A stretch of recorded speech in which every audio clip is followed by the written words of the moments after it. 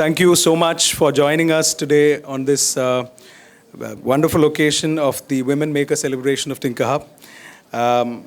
Thank you for making yesterday a very successful event and bringing out your best talents, most creative experiments as part of the Tinkerhack that we had organized over the last few weeks.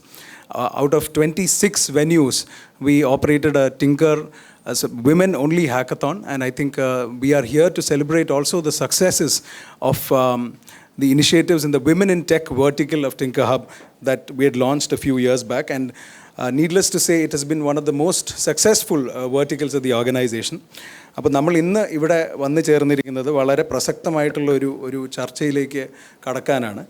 We are here to speak about the gender gap in Kerala's STEM workforce. Here we understand that, despite the best human development indices in Kerala faces a development paradox, because here in this state we have the highest educated unemployment in the country in proportion to the population, not in absolute numbers. Then of course after that, despite its unique development paradigms, the gender gap in the workforce reflects mostly a lot of societal inequalities, despite the education and other good things that we like to laud about. We've made strides in education, medicine, healthcare, and all of these, but still women continue to be underrepresented in STEM disciplines and professions. This not only limits the opportunities for women, but also deprives the overall sector itself of diverse opinions, diverse viewpoints, and a lot of creativity in that respect. Of course, needless to say, I must also point out studies, both in recent times and also in history, have shown that institutions led by women have always shown a sense of resilience as well as maturity when it comes to very difficult standpoints in its own histories. So without further ado, I'll just get into the panel. I'd like to, before I introduce the panelists, I'd like to call upon to speak a word or two my co-founder, Mr. Musa Meher, who is also the CEO of Tinkerhub Foundation. എന്തിന് നമ്മൾ ഈ panel ഇവിടെ ഇന്ന് curate ചെയ്തിരിക്കുന്നു? Why are we here in the presence of this esteemed panel of speakers? Why the need for such a discussion? എന്ന ഒരു മിനിറ്റിൽ ഒന്ന് മെഹർ he will share his vision with us before we move on to the panel. Hi. Ideally നമുക്ക് ഇതൊരു അൺകോൺഫറൻസ് ആയിട്ട് 5-6 വെന്യൂവിലുള്ള ഒരു പ്രോഗ്രാമായിട്ട് ചെയ്യാനായിരുന്നു ടിങ്കർഹബ് had A plan. ഇതിപ്പം കുറച്ചും കൂടി ഒരു ഫോർമൽ കോൺഫറൻസ് ഒക്കെ പോലെ ആയിപ്പോയതിന് reason we took 2 weeks of long discussions. Like ഏത് പോയിന്റ് വരെ TinkerHub will do a like woman only programme.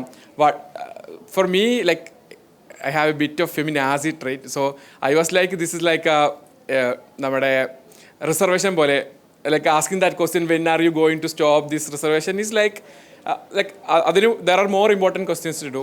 But as an organization, like all of us are like deeply discussing and trying to figure out a lot of things. One interesting, so this is the first time we did a socio-economic survey before this Tinkerhack, and we were asking questions like, what is the kind of job, like education your moms are having, what is the kind of jobs your moms or dad do. Very interestingly, education പറയുമ്പം 40% അച്ഛന് degree ഉണ്ട്, 39.8% അമ്മക്ക് degree ഉണ്ട്, 19% അമ്മക്ക് PG ഉണ്ട്, 20 ഭയങ്കര equal എന്ന് വെച്ചിട്ടുണ്ടെങ്കിൽ ഒരു 0.1% ഒക്കെ ഡിഫറൻസ് മാത്രമേ ഉള്ളൂ എഡ്യൂക്കേഷനിൽ. 10th class എല്ലാ സാധനങ്ങളും സെയിം തന്നെ. പക്ഷേ when it comes to job 40% മോമിന് അപ്രൈറ്റ് എന്തില്ല, ജോലിയില്ല. അപ്പം ടിങ്കർഹബ് ഇങ്ങനെ വുമൺ എക്സ്ക്ലൂസീവ് ഇവൻറ്റ്സും കുറേ സാധനങ്ങൾ ചെയ്യുന്നുണ്ട്. ലാസ്റ്റ് ഇയർ ചെയ്തതിൽ 1/3 ഓഫ് നമ്മുടെ ഇവൻറ്റ് വുമൺ ഓൺലി മാത്രമായിരുന്നു. ഈ പ്രാവശ്യം we done Tinkerhack in 28 venues. We could have done in only one place. But we want to ensure that more people are getting an opportunity to participate. But this is not good enough. And like I think we have spent considerable amount of time talking to each other, trying to figure out what more Tinkerhub as an organization can do. Nidhi, Lazim, all of them actually help in different times. But I think as an organization or as a collective, we want to know what is that we are actually missing. And especially like KKM-ന്റെ കാര്യം നോക്കുകയാണെങ്കിൽ Kerala have this large number of highly educated unemployed women. So if there is something that us or as collectively if we can do, that we want to figure out. I don't think some of us got the rightest answer, but I think this might be like a conversation starter. So, and we are really looking forward to hear, like, at least there might be something that we didn't had a perspective. Yeah, thanks. Thank you so much, Meher. So I go, without further ado, introduce the panelists for today. It is my pleasure to introduce Mr. P.M. Riaz. He's the General Manager of the Kerala Knowledge Economy Mission, the Government of Kerala. He's a staunch advocate for knowledge-driven economies and has been pivotal in the policy-making structures and processes that brings about equitable access in technology and education. His earlier role was as Project Director of Kerala Startup Mission. You might be familiar. He has closely worked and helped us in many past programs, including ICW, several of our hackathon programs. So he's a familiar face for us. Nidhi Sudan. I'm pleased to introduce Nidhi, who is the trailblazing co-founder of the Citizen Digital Foundation, and her contributions to digital literacy and relentless efforts in advocating women's representation in both media and technology and responsible technology in this respect will embody the spirit of the panel discussion today. Dr. Surekha Sakriya, it's my pleasure to welcome Dr. Surekha. She has got the experience of both being a HR human resources leader as Senior Director of HR at Sutherland Global Services. She has also donned the hat of an academician, where Dr. Surekha was a Vice Principal of the self-financing stream at the Bharat Mata College nearby at Kochi. So she is here to share her perspective both from a hiring corporate perspective as well as from academia and how STEM fields should be probably, inculcated at a very young age to young learners.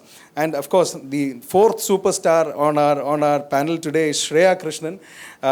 Apart from being a former Mrs. India Universe in 2017, she is also an author, a mentor, an NLP practitioner, and also currently the Managing Director of the Anita Borg Institute, India. I think now it's called anitab.org, but the Anita Borg Institute for Women in Technology. So we have a superstar panel here today. So without wasting more time, I'll get into the panel discussion. First, probably we can have this conversation about the elephant in the room, which is mostly entry barriers for women to enter and thrive in the STEM fields. So I think I'll start off with a question to you, Shreya. What are the key factors contributing to the underrepresentation of women in STEM fields, and particularly in Kerala? So when you look at the start point, it almost to the eye looks the same, right? When you look at opportunities that exist, when you look at jobs, every time you put out on social media saying women don't have enough representation, there are enough people saying, no, but my classmates got all the jobs. So you see that to the surface level, it looks like it's equal, but it's not. It's not because of various factors. Firstly, there aren't enough women in the workforce, which means the group that is joining, the group that's leaving, that cycle is staying where it is. In the last 15 years, actually, especially globally, there's been a decline in the number of women in the workforce as a participation.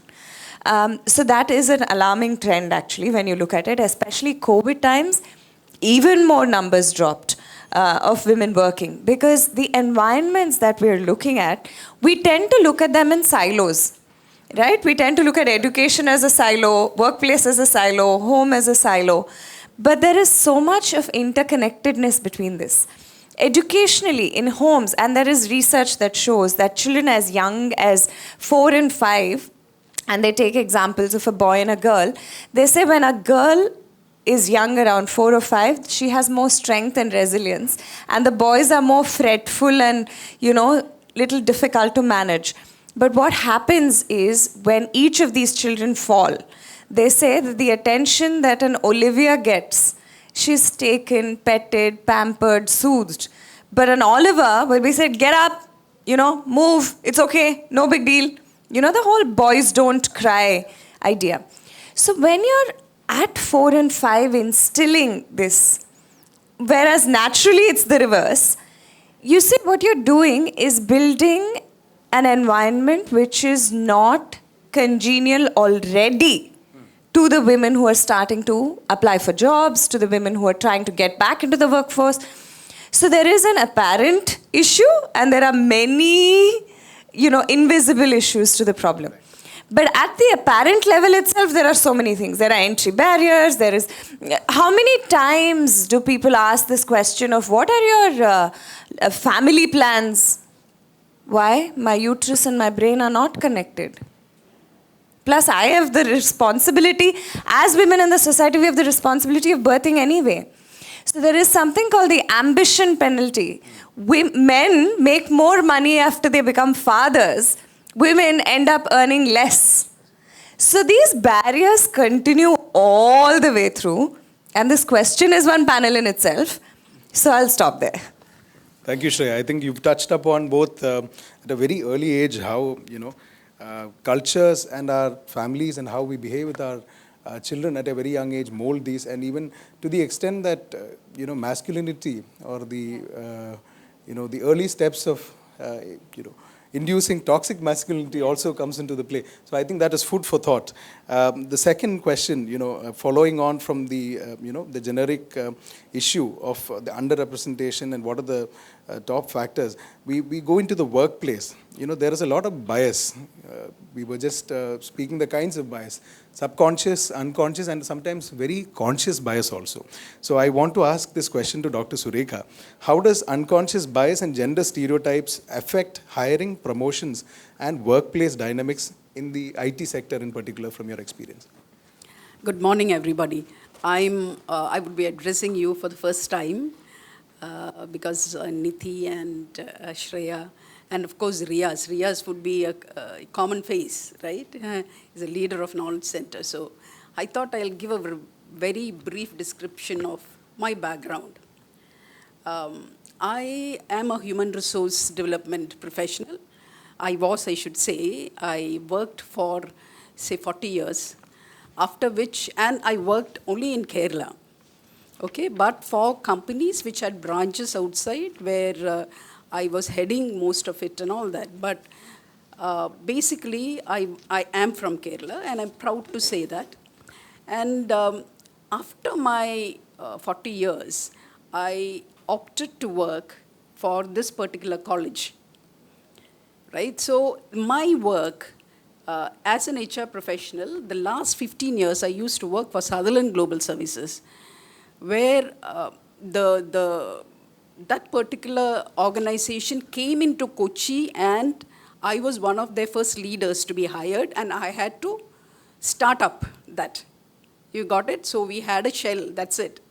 So you need to put in people. So when I walked into this startup, I was thinking that, see, I also have a background in startup, but only thing was somebody else was paying me, and I was safe.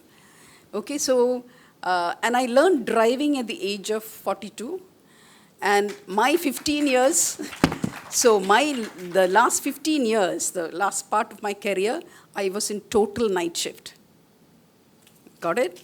So, and you should understand the geography of this place. We didn't have anything. The Seaport Airport Road was just getting constructed. So it was very convenient for me to learn driving. And also, navigating was extremely difficult. The 15th year when I was getting out, when I was being accompanied by my colleagues to my home, I was thinking, what a change. Because you see floodlights of car, moving up, down, even if it is 1 a.m. or 2 a.m. in the morning. So let me start off by saying that all of us women need to be very brave. Okay? I wanted to end by saying fortune favors the brave, but I want you to know from the beginning you need to itch a line in your system, in your nervous system, that you are going to take up the challenges. However much organizations would try to eradicate things, it never happens. Okay, you need to stand up. Now, coming to the question of Ganesh on unconscious bias. Now, let me say what happens to unconscious when unconscious bias happens. Let me put up the other side of it, where what happens when unconscious bias is not there. Right? What do you expect from a workplace? When you walk in there, you expect everybody to be very genuinely what do you call, accessible, genuinely access you, give you an open scenario for which you can work. You're getting into performance culture where you'll be taught, you'll be trained as to how to perform and what to give, what are the targets. So if you don't find it, what will you do? You might disengage yourself, or finally you might resign, right? So what happens to these unconscious biases that are running in the system? It could be from hiring. When a person who hires has all of this in his head, unconscious biases here, right here in the head, and it affects what is called as the decision making. It masks the decision making process. So he gets the wrong guy into the system. The wrong guy breeds wrong guys, right? Who doesn't fit the culture. So so too the promotions.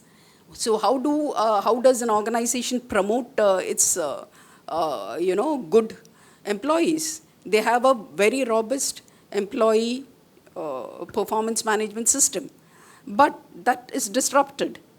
Why? Because the manager himself has something against women. I have heard my folks coming and telling me, my women employees coming and telling me, ma'am, I feel that, however much I work, most of the responsibilities, the new things, the creative ideas, it goes to men in my team. I used to think, how come, I'm taking a name called Anup, how come Anup being I know Anup is the team leader. Okay, so how can Anup be like that? I wouldn't believe at first. But the traces of unconscious bias is something the subordinates pick it up very fast. And the managers, the leaders feel that, no, I'm just, they are not noticing what I'm trying to do. That is unconscious bias. But what they are doing is consciously. Marking them down in performance management is very conscious. That is what all of you need to know. When that marking down happens, you have to stand up and speak. You have to take it to that particular level where you get the justice. Got it? Thank you. Thank you so much, ma'am. So more than, the subconscious bias, ma'am has also touched upon the very important fact of conscious bias and the importance of calling it out. So whether it be a workplace, whether it be, collaborative environment, when this bias creeps in, whether it be subconscious or conscious, I think we are all responsible to call it out regardless of gender that we belong to. And also, like Shreya mentioned, this all starts at a very young age of 3 and 4. So, our families, our nephews, nieces, children, all of this is something that, we should also probably keep in mind. The next question I'd like to ask Nidhi is, a bit of a macro question as to how gender disparity, eventually would impact the sense of creativity and innovation within the industry, or the lack of diversity. How is it going to hinder it? We are all people working from a creative, innovative startup space. So I think this is very important to have diversity within the team as well. So Nidhi, what are your thoughts? Thanks, Gigi. Very important questions are being addressed here today. I'm really glad to be in all your presence and be talking about some of these things. So I'll start answering Gigi's question with one question. Do you think women are bad drivers? That's because all of you are women. What about the guys? Do you think they're bad? Are you afraid? Right. I'm kidding. So essentially there's this concept you all are aware of that women are generally bad drivers. So if there's a small little accident somewhere on the road, it's like, Chechi ano odigina vandi. So that's a typical, it's a bias. That's what ma'am was also talking about, the subconscious biases that exist. Now, do you know why this thinking exists? The reason is that women started learning how to drive much later because they were doing unpaid care work, what Shreya ma'am had spoken about earlier. They are still busy doing or prioritizing unpaid care work to such an extent that some of the economic participation jobs, which includes driving, happens much later in their lives, collectively. And again, I want to allude to these bits that we are not talking about anecdotal experiences, because most of us will say, all my friends who are women, they drive. We're not talking about small groups, small bubbles. We're talking about statistically larger numbers and historically, right? So what happens is when you are learning a skill much later and with much less privilege, you tend to be slightly slower at it. It's not because of your intellect or your ability. So that is one point. So to answer that question specifically, when you have one demographic, whether it is male, whether it is white people, whether it is a certain privileged caste, when you have one kind of demographic largely reigning the systems that build these technologies, you have their thinking, their biases getting coded into it. Dr. Joy Bolamini, author of Unmasking AI, you must check out the book, if not, or read up about her online. Coded Bias, yes. You can watch the show Coded Bias. Fantastic researcher, computer scientist. She has talked about how existing systemic inequities that separate the marginalized from economic opportunities get coded into or baked into technological systems, emerging technologies, AI everywhere, and that leads to further dividing or widening the gap that we already have existing in the society. That's where the danger is. And we need to understand that we already know, Meher spoke about it brilliantly, that we have stats of highly educated women sitting unemployed. And that's specifically Kerala, but it's not really very different globally as well. And when you have non-participation of women in the workforce, you don't have your perspectives being written into the codes that are shaping our information systems, our knowledge systems, our welfare systems, healthcare, everything. You only have one perspective. I'll be illustrating this in my session at 2 o'clock, so you'll have some real live examples where you'll also get to participate. So I won't elaborate further on it, but that's the huge risk or threat of exacerbating the harms that exist. So I'll stop at that. Thank you, Nidhi. Very fair points that that has been raised, and I think the bias of driving itself, it's such a common stereotype that we have. Whether we ascribe to it or not, it comes up in conversation at least multiple times in a week or a month, unfortunately. So, I mean, I think Surekha ma'am also has been experiencing that, and she's shared her personal experience as well. Coming to the next question, we'd like to delve into the point about policy and how the state and existing mechanisms, can better ameliorate the current situation and encourage more people. So the next question is to Mr. Riaz. Can you share examples of initiatives or programs that have successfully encouraged more girls and non-binary students to pursue STEM education and particularly careers in technology? This is more from a context of knowledge mission and how career breaks and other things from your experience. Thanks, Ganesh. In fact, I don't know whether you are aware about the statistics of the students studying in the Kerala system. We don't need to encourage any girls more because our higher education system is predominantly dominated by the female students. And in fact, in the arts and science colleges, I don't know whether it is to be clapped because I'm more seriously concerned about where are the disappearing male students. Okay, there are 70 to 80% female students are occupied in the arts and science college stream, whereas in the engineering colleges, out of the 18,000, the real engineers who are coming out of the Kerala's engineering college, 12,000 are the female students. This is not the challenge actually. The challenge is that where are they going after the education? Correct. In Kerala's workforce participation, it's 28,000, whereas in the country also it's almost the same line, but there is a substantial difference. At the national level, most of the women work in the agricultural space, which is not a skilled job. In Kerala's space, we should be more concerned about, we always say that we are on the top. I personally feel that we should stop saying that we are on the top. Instead, we should keep silent and we'll do our work properly. There are a lot of things we can do. One element would be that females' participation, increasing of the participation in the workforce itself. It is not so easy. Only as far as my understanding, there is only one corporate in the Kerala which has more than 50% of the workforce are female. That is TCS. Rest everyone, the percentage is small actually. And government has taken up this as a serious thing internally.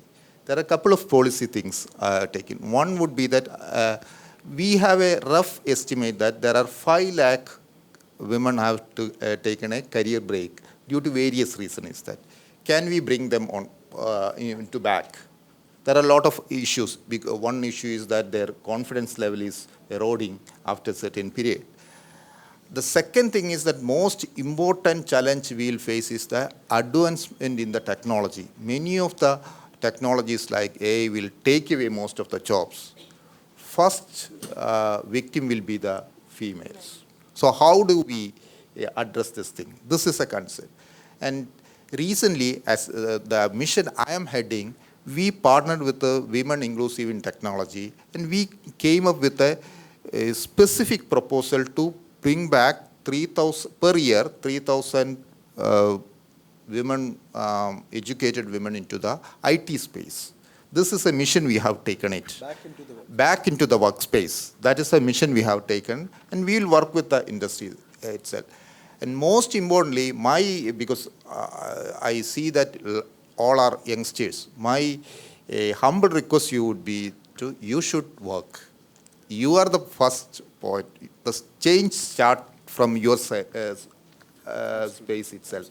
In my organization, when we design, knowingly or unknowingly, that 70% of the workforce is female students. I don't know still what made it. I'm pretty sure that females are much more competent than the male, and their common sense also is not, it's a big thing. Yeah, that's all. Thank you, Riyazji. I think these are some alarming and encouraging statistics. I just want to make an anecdotal reference to something Geeta Gopinath, the Deputy Managing Director of the International Monetary Fund, had made in a 2012 panel at Emerging Kerala in Kochi. So she made a reference to the Theory of Justice, the 1971 book by sociologist and economist John Rawls called The Theory of Justice, and she made a reference. If the amazing human development indices and other things that we speak about Kerala. So if you were an unborn child and you were given an option to be born in any state in the country, you would be most likely to make it after childbirth into being a toddler and from infancy to your adolescence if you are in Kerala, number one. Secondly, it is likely that you will be less discriminated. You will not be subjected to things like infanticide or other glaring issues that we speak about the rest of the states in our country. And thirdly, the what do you call the healthcare system also speaks great things about Kerala. So we can always keep lauding about the wonderful things about Kerala, but the reality is what we need to be, something that we need to face and something we need to address, which is what Riaz was mentioning. So eventually we are first at this, and that is the narrative that we all love to keep saying. And the people outside Kerala keep loving to, converse with us about this. And, we can always say, hey, we've made it in terms of these indices. But still, it is a paradox. If you take any of these or most of these indices that actually matter, whether you take mental health, the divorce rates, whether you take, how mental health is being viewed at with a taboo or not just in our country, with specific respect to Kerala. I think these paradoxes need to be broken, and I think this starts right at the at the stage of our own homes and our own collective groups in schools, colleges, and also in our workplaces. So the next question I'd want to ask Shreya, can you probably provide examples where diverse leadership teams have led to transformative changes within the organization? I mean, something from your thoughts or from the top of your head.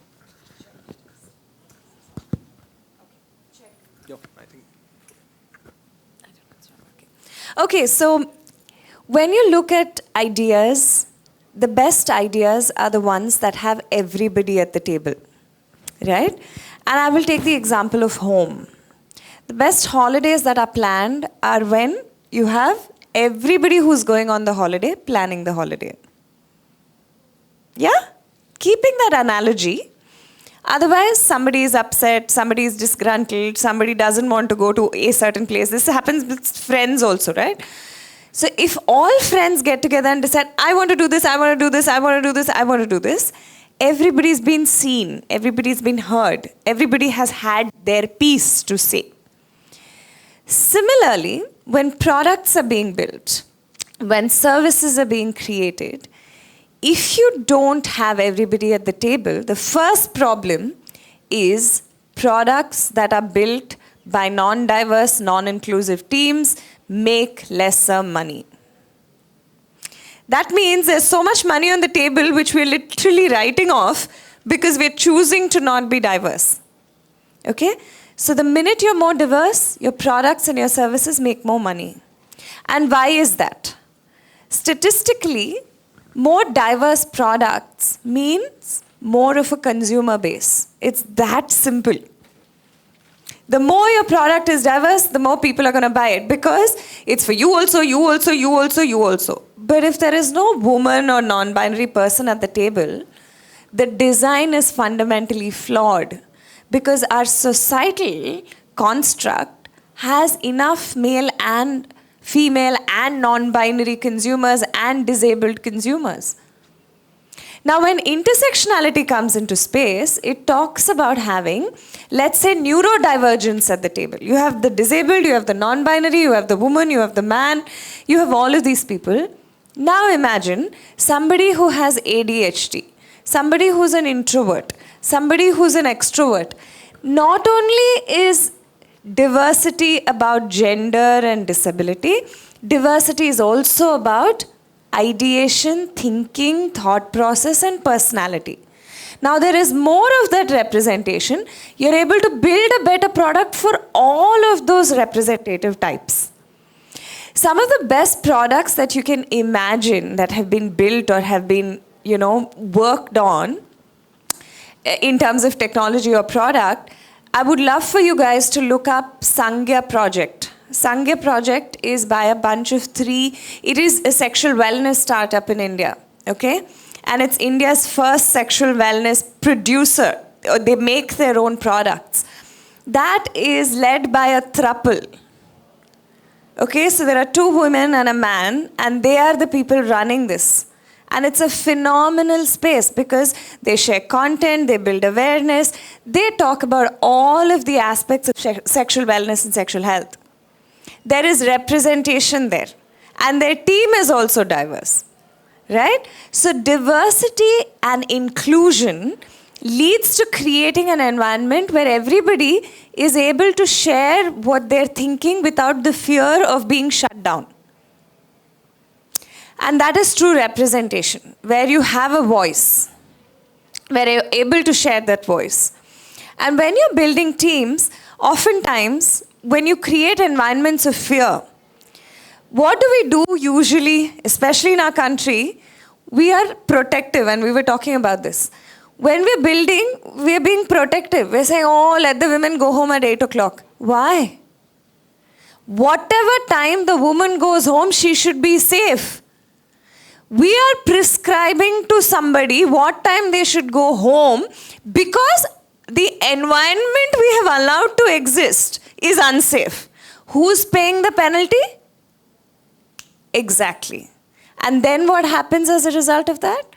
You're not there. You're not present. It's the same thing as networking. In a large conference where there are like 10% of women feel unsafe to network because they're not represented. And the confidence is not there because they have been asked not to talk to boys. You see the dichotomy of trying to build a world that needs you to be present, needs you to be confident, needs you to participate, but leaves you out of most tables and then forces you to do something you're never used to doing. So transformative products can get built when you have the collective energy of arriving at that place irrespective of your gender, irrespective of your mindset, irrespective of your caste, your background, whatever that may be. And to bring your full self to that space, that is when not just you and everybody with you is able to speak up and create something that will actually make a difference. And there are infinite examples of really good tech coming up, really good, information systems that are being able to be accessed. A lot of the Forbes 50, I think the top list of people in AI actually left out 5 of the women in AI after they published the list. There was not a single woman on that list. You see this erasure? That's the problem. And that is why the challenge of building products that are inclusive is happening only at a very small scale, because the world is fundamentally continuing to be led by voices and privilege and things that have happened, perpetuated for so long. And that hasn't been disrupted yet, and which is what we're all trying to disrupt in a small way. Absolutely. Yeah, I think that one's out of battery. Examples that you've just quoted here, Shreya, and more than looking at how we can make environment safe and equitable, we are looking at dictating how they should behave. And ma'am just mentioned she had a entire few decades or a decade and a half of her career in evening shifts and the challenges with respect to that. I'd want to come back to that and see, understand more about the experiences from a predominantly male-dominant workforce, and even working with a workforce that is, you're managing as a HR manager, such a workforce. And the other point is, it doesn't make economic sense to not have a diverse team. So this is something as product developers, as young budding innovators and startup entrepreneurs, you're just saying, hey, I don't want that money. Ultimately, it doesn't make commercial sense at all not to cater to this larger audience. So the next question I'd like to ask is, what are the policies that have been particularly effective in creating an inclusive environment that supports both work-life balance and addresses the diverse needs of employees? The role of flexible work arrangements, parental leave policies, support systems facilitating gender diversity, all of that, can be, a couple of these windows through which, corporates or employers look at. So basically, organizational level work policy. Further from what Shreya started off, the question is to you, ma'am. Yes. So, if you look at why organizations are very keen on having diversity in their workforce, one major reason is profitability. So, McKinsey, in its study of Fortune 500 companies, have come out with definite correlation between, a positive correlation between financial performance and gender diversity. And diversity in general, okay? They've come out with a figure also, which is 21%. Now, look at the state of Kerala. I don't know how many of you checked the India Skills report that come out. 2024 says that Trivandrum is almost the same as Pune in having employable resources in tech, okay? Then comes the other good part. Kerala is a preferred place to work, okay? Particularly the town of Kochi. So how many of us know that people would want to come here to Kerala to work?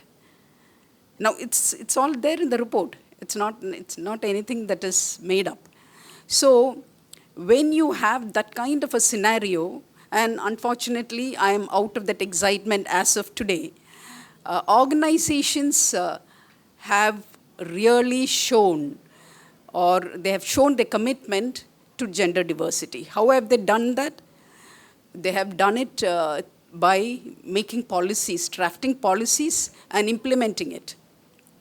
Right? So, what are these policies for women? Now, what do the women want is another question. Right? When they leave, organizations, or before they leave, even they know, organizations really know, even including the HR, people would know why the woman is leaving. So most of the time, when we say we are providing a conducive environment, women come back saying, no, it's not conducive for me because STEM jobs are literally tiring me out, right? You need long hours of work, which is a reality. I don't, being in HR, I could come out only by the end of the 12th hour. So you cannot leave a seat or you cannot leave a job undone, especially in the technical scenario, because they have to, mostly they would be having the deadlines to meet, or some bug would have come in. And they need to, that product will never go through the quality standards. So all of this happened. So what the organization is actually is at wit's end to how to really embrace all of these changes into policies and working patterns and systems and processes and all of that. Now, what are those particular policies that changed? Leave policy has changed. Earlier, it used to be sick leave, casual leave, vacation leave. Now, most companies would want to club all the leaves together and say, it's your time off. Okay, it's a paid time off. So, you take your paid time off the way you want it. So, you have children above the age of, say, 12 years or 13 years, and you're worried about them being at home, especially during their exam time, and you want preparation time, you take leave. That's allowed today. So the policies that get into the system is basically dependent on what that particular organization can afford. See, Google would be having the best of policies because the number of women it employs, it's enormous. Work from home policy, according to me, is a boon for women. I know my associates in Sutherland literally crying it out when they come for night shift, leaving their babies at home. When we said we will start a creche, they say, we cannot carry the babies into the company because it's at 1 a.m. or 2 a.m. Or it could be at 10 p.m. at night. How can they wrap the baby up and bring them to creche and take them back? It's just not possible. It's not practical. So what I'm trying to say here is, it's a mix and match of policies that would particularly fit one particular group. Gone are the days when generic policies would work. It doesn't work any longer. Organizations and HR especially have to be very, very innovative in their policies. I would say flexible work time, because flexibility should be given to women. See, public administration or the policy makers have a lot to play if women has to come for work. You know why? We do not have any system of before school childcare or after school childcare, which is predominantly seen in developed countries. So, before school and after school childcare systems should be there. Creches, yes, but what happens when the child starts going to school and when the career of the woman, reaches its pinnacle? Who will support her today? So I would say, the support system, one is organization, the second is policy maker, the third is educational institutions, fourth family and society at large. These 5 fingers, will have to support the working woman. It's not that she's fragile. She needs that to get out of her house and be at peace. Got it? So the network of policies, for example, wellness. For wellness, you have policies which would be, take a membership in the gym or sponsorship for some wellness programs, giving them time off for exercises. No questions asked when it comes to you taking time for some meditation in a quiet room. Got it? So it's all there, but being students or freshers, don't expect every company can have it. Got it? Thank you. Thank you, ma'am. I think it's a balance of pragmatism as well as wishful thinking that we need to look at when we look at company policy. Depending, it's always on a case-to-case basis on the what the company can afford is what ma'am's perspective on this has been. But on the other hand, we should also acknowledge the good things that have come out of work from home and flexibility when it comes to working mothers. And on the other hand, we should also acknowledge the the banes of the process also. I'm sure Riaz will also agree with me that a lot of women, because of work from home, have been having their own set of challenges, like you were mentioning earlier. And something I'm very critical when it comes to corporates also, the DEI policy, diversity inclusion. We are living in a world that loves to perpetuate narratives rather than have grounded changes. So whether it be sustainability, me and my co-founder Bharat, we keep having these arguments that greenwashing, that's something that happens across the board. Whether you take fashion industry or chemical manufacturing, everybody wants to be green, this smart, this sustainable, that, but 80% of it is just eyewash and greenwashing. So I feel to a great extent DEI, diversity inclusion policies are also a lot of eyewash. So unfortunately, how do we break this? And the question that I want to specifically address is also, what policy challenges would you recommend at both the organizational or governmental level to address this gender disparity in the STEM workforce? Either Riaz or Shreya, either of you can take it. Yeah.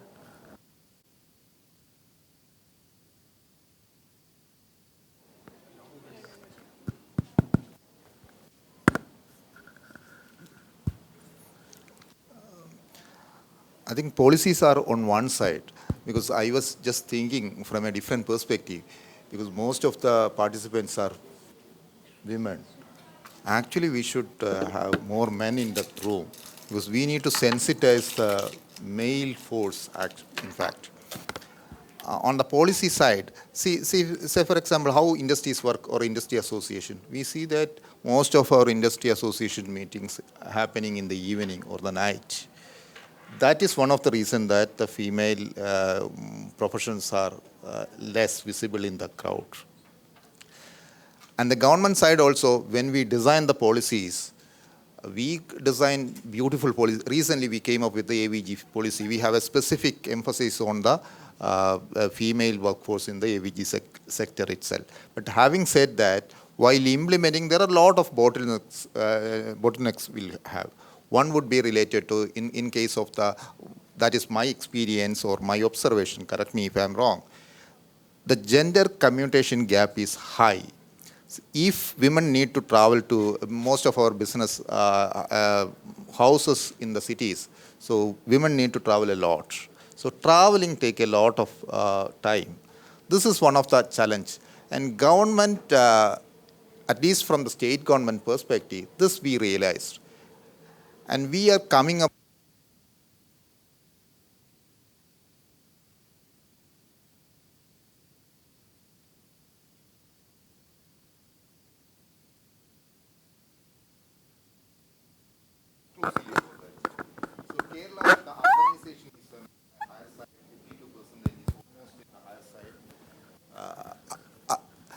so keeping this changes, we would like to capture. And we don't want to send our youth in general, women in particular, to outside the country. So government is setting up this policy level intervention, setting up of the co-working facilities at the length and breadth of the state of Kerala, so that people can use that premises to work, especially in the world of knowledge space. It's primarily, we need space only and high level of internet connectivity. So Kerala is blessed with that. So I personally believe both from the policy perspective as well as from a transformation perspective of the state, Kerala's future lies in the women. Because I can sense it. Last 1.5 decade, I am active in the government policy space. The participation of the female in most of the events or in the programs are increasing day by day today. When we started the first summit here, we were not able to get the enough candidate. And the policy level, to encourage the entrepreneurship, Startup Mission Space itself, there is a specific grants has been incorporated. So one key challenge I found that the access to information is a concern. I think that is where Tinkerhub and communities like Tinkerhub can play. How to access the right kind of information, how to leverage it is what Tinkerhub looks at. And I think on this line, even the upskilling, when we look at women and non-binary individuals, how they can, acquire this specific skill sets, even coming back into the workforce. I think that's very important, and I think that's something where even Tinkerhub as a community can look at spending more time and effort to bridge this gap. Sometimes it might be more difficult to bring in somebody back into the ecosystem than start afresh. So the last question, in the interest of time, we might have to wind up shortly. So the last question I want to ask Nidhi. How does gender diversity in the development of emerging technologies impact the mitigation of bias in algorithms and data? And overall, if we were to look at AI, we are all high on AI and ChatGPT nowadays. So in the, ingintoru AI yugathil, do we have an opportunity to rewrite the status quo? And how can the role of emerging technologies and digital transformation eventually shape, what it means for women and non-binary individuals within this space? Thanks, Gigi. So there's been a lot of points that have been already covered by Surekha ma'am and Shreya. So coming down to the hottest topic being AI, and everybody's talking about how to, harness it for the best advantages. I want to first give you a local example of how diversity of opinion is important, and then I'll get into gender diversity requirement within the development of AI. I was speaking to a few students in Trivandrum from the engineering background from a very well-known engineering college who were being encouraged, of course, as all tech colleges encourage students to build products. So you have to identify a problem statement and then you have to build a product for that. And mental health is something that a lot of youngsters are really concerned about. And therefore, they identified that as a problem statement. And there were two students who developed an app towards that, and they were presenting it at this fest. After the fest, I went up and spoke to them to understand what was the motivation behind it and what they intend to do with this app. The app was essentially called Suicide Prevention App. And how does it work? So if you want to commit suicide, or when you're in the mood to commit suicide, you might want to go to this app, and it will give you a set of questions to interact with, and you just answer this, and it will immediately prompt various methods that can be taken off, to not proceed with your decision. There was a unidimensionality to how this whole thing was pitched. They are engineers who are talking about the UI and UX of the app without any understanding of the psychological factor of it. Somebody who is considering suicide may not be wanting to interact with an app in the first place, right? They might have a different sense of, what they're going through. They're not going to appreciate your UI, UX capabilities at that stage. So what is lacking there is the representative thought of a psychologist or a sociologist. And this is, at a larger level, representative of how social media companies have been built across the last 2 decades. We have seen Silicon Valley being the role model for innovation and development, but they have come a full circle in understanding that engineers alone cannot solve the problems, and which is why within the engineering community you need diversity. So there's this phrase typically attributed to what is called tech bros. You will know, I don't know if you're familiar, that Sam Altman of OpenAI was fired sometime in November because the board thought that he was not being open about a lot of decisions. And there were 2 or 3 members of the board which were women, 2 members. There was a whole power play, and long story short, Sam Altman is back and the 2 women who were on the board are out. So you see who questions the safety of products, women and non-binary genders. It's not that men do not question, but what happens is you have all the top tech CEOs largely male, you have all the second rung people also largely male. It's women who are always attributed roles like HR. Even if they're in the C-suite, it is HR. Why? There is a bias in that. Why are women not part of the decision-making process? Now coming back to how tools are being built. Again, I'll be illustrating this with examples later on, but most of the tech today, all your open AI, all your Llama, all Falcon included, all the AI systems that are being developed have a large male representation, and therefore we spoke about how the bias gets coded into the system. In the process, you are eliminating what is 50% of the world population, and also those who are not online yet, right? So their opinion is also not represented. So you have not just an absence of diversity of thought, but also diversity in general.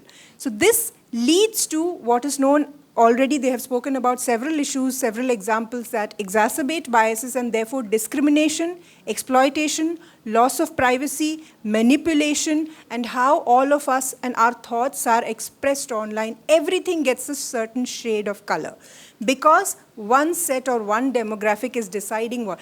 And let me finally conclude by also saying that there's a difference between intention and what is happening. Nobody is intentionally coding these harms into the system. It's not that men want to harm anyone. That's not, or the privileged demographic want to harm. What is happening is that there are existing biases, and that's the one that's getting loud in the system without even having to acknowledge the damage that's going on. So I hope that makes sense. I think these are really complex theories. I'll kind of boil it down in a simpler way through examples later on. But if that makes sense. Yeah, thanks, Nidhi. I think, sure. Actually saying, adding to what she just said, how many women here, when you say no, you mean yes or maybe? When you say no, do you mean no? Show me a raise of hands. Who all, when you say no, mean no? Google that. When a woman says no, when you Google it, for 29 pages, it will say she means yes or maybe. That is an example of this problem. The fact that in each of these contexts, it's taken out of context and you're not representing that information. Google will tell you that a woman means yes or maybe when she says no. So. Very, very, very, very good point. I think you should all try doing that. And I think, it is important to make our point, when we say no. And, there's this book called Invisible Women. I think it's something, it's a fairly easy read that you can probably start reading to understand. It's about data bias in a world designed for men by Carolyn Perez. So Invisible Women, check it out. Another thing I just mentioned, I wanted to mention about Nidhi. She's also one of the 100 most influential people or influential women in AI in the 2024 list. And she's having a session today at 2 p.m. So maybe I think, if you have the interest, I would strongly encourage you to participate in the session at 2 p.m. to delve deeper into this issue. And I think most of the questions that we've discussed today each require a panel discussion in itself. So we probably have not done enough justice to the topic, but in the interest of time, we have to wind up right now. We'll quickly take question and answers for 2 minutes, maybe 2 questions. Yeah? Anybody who wants to raise 1 or 2 questions, because we'll have to break for lunch soon. Please go ahead. Yeah. Yeah, go ahead. Yeah. Hello, ma'am. Who is it directed to also, please? Directed to all. Okay. Because it's a fairly simple question. You said corporate jobs are highly, when it comes to corporate, all the heads are CEO. And it's also said that most of the things, because males are CEO, the emotional part is detached from that. Because mostly males runs after money. Is it a main cause that money is the main issue here? Who told you men run after money and women don't? Ma'am, not that. In corporate... No, you need to answer that question first. Ma'am, it's a gender... Profits and yes, economy for a world that needs to grow and develop empathy, profit, money, emotional stability, EQ are all gender neutral. Yes, ma'am. They are all parts of your brain that you can choose to develop or you can choose to degrow. Yeah. Nothing to do with gender. But gender representation comes into play because conditionally there are roles that we are meant to play out. And when that comes in and the strengths are brought to the table, it's great. But when we pre-stereotype this and say male CEOs are running after money, you're putting the, you see, patriarchy is a problem that men bear the brunt of too. Yes, ma'am.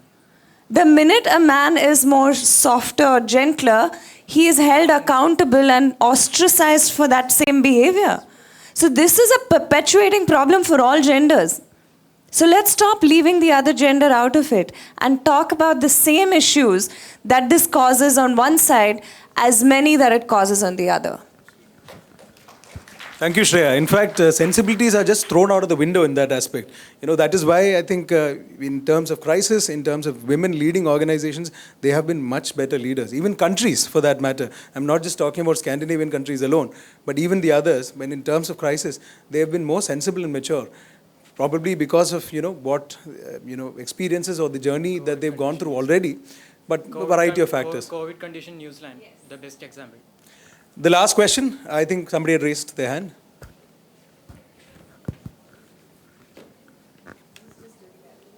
So good afternoon.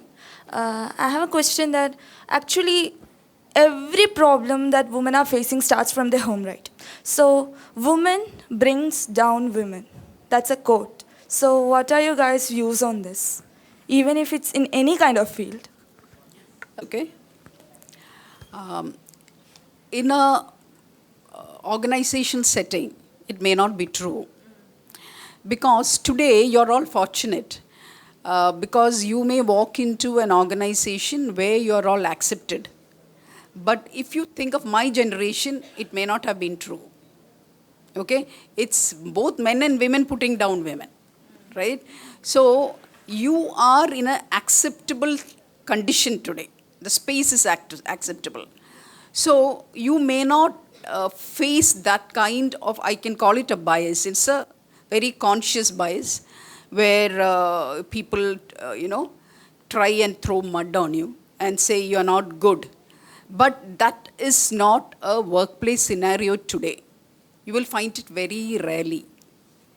So if you go to a workplace with that preconceived notion that this might happen, it might happen. Yeah. You got it? Yeah. Situations can be,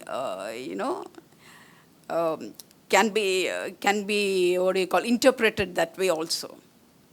It all depends on how you can go ahead and separate out rationality from irrationality. Organizations at the end of the day are contractual, right? You and I sign an agreement that you will be there, you will give me so much. Based on so many processes. That's it. So keep it at that level, especially at the initial stage, that will be better. Okay? Just one request also to everyone, especially the younger generation that's growing up with the internet a lot. We tend to see these mimetic or memes which throw some quotes at you, some points of view at you without much context and knowledge and history to it. So some of these lines might really relate well with us, so we really hold on to that. So women bring down women kind of a thing might be very relatable, but I'd really request to also look at things in the context because they are not binary in that form. Yeah. There's a lot of context. So like ma'am really elucidated the example across generation, how it has changed. There are situations where, a lot of times when, the first set of women who have made it to the top leadership positions, which is very difficult through their struggle and the whole process, tend to then not ruffle too many feathers, which is why a lot of women say that, after you have reached there, you're not lifting us up. It happens, but it's not a complete generalization. Otherwise, you wouldn't have places like these or spaces like these happening. We want more women to be in the sisterhood. So that is something, these are 2 points that I wanted to add. It's not a binary and extreme kind of a thing when you also earlier had spoken about. And also the fact that it happens in spaces, but it's not a generalization. And the power of sisterhood, right? We're often tending to look at the negative so much that we refuse to look at the positive. And the fact that there's a collective sisterhood that's forming and backed by the government, backed by folks like Gigi and Meher and all of these guys just building this together is a testament to the fact that that's rewriting the narrative. So I think that you should appreciate and applaud that and ensure that you pay it forward to other women that you work with. Thank you so much, Shreya. Thank you all for making this panel discussion a very active and lively, conversation. But more than that, like Meher mentioned, the very question about why we are doing this, why we are here and addressing this issue is beyond just a fancy discussion or a panel. We can always laud about great things about women in STEM, their achievements. We can quote Bharatiyar and say, Nimiranda Nadaim, Nerkondra Parvai Menge, and all of that. But eventually, when it comes to discussing how women can get into the workplace or have a better representation in STEM, I think we are all responsible. We all have our parts. And this comes from biases, eliminating these biases. This comes at how we treat our own siblings in our houses. It comes at us wanting to, knowing, first of all, awareness is important. And like Nidhi mentioned in the last line, responsible media and being responsible for ourselves to understand, having that, I wouldn't say fiduciary responsible in the workplace, but beyond than that, moral responsibility for each of us to go back and say, hey, am I being fair in the way I am treating my, fellow human beings? Because you are excluding half of the world, or probably more. In the process. So on this positive note, I think let us all have this as food for thought and take this beyond a panel discussion. I just want to take a moment to hand over a token of appreciation to our dear speakers. So, Riya sir.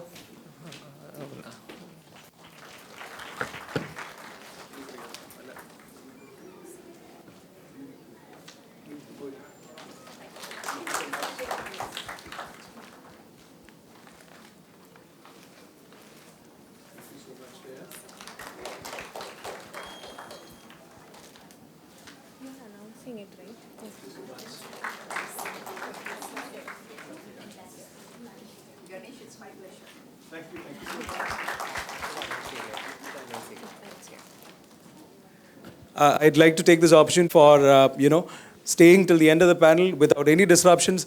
My apologies that we could not take more time for questions. I'm sure you all would like to continue the conversation. Most of our panelists will be here after the session also, so we'll break for lunch. And I hope that, you'll have to, you will have the time to, attend all the other sessions also today. So thank you very much once again. Have a good day. Okay, we'll make this very friendly conversation, and it's all about startups. You might have seen the title as Transforming the Tech Startup Landscape. I mean, I am the only person who put the title, but my actual title want to be like, let's build a startup together. So, because I've been a very community person, and now I'm more into a startup enabling side. So today when I got this opportunity, I thought, okay, let me find amazing startup enablers from different areas to talk about how you all can build a startup. So I think most of you might be students, and we have amazing 4 women from 4 different cities like Bangalore, Hyderabad, Coimbatore, and Ahmedabad. So it's like from 4 different cities they are here to speak in Kerala.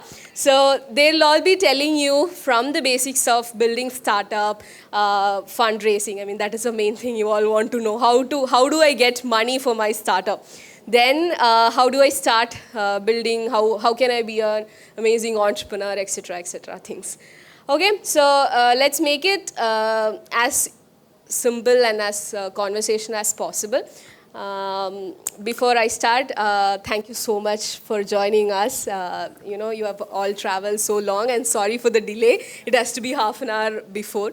So as I start, I let you all introduce yourself rather than me doing it, because I always believe, we know ourselves better than anybody else. So yeah, each one of you can take a side. Thank you, Ananya. Firstly, I would like to thank you for inviting us here, and it was a wonderful sessions from morning.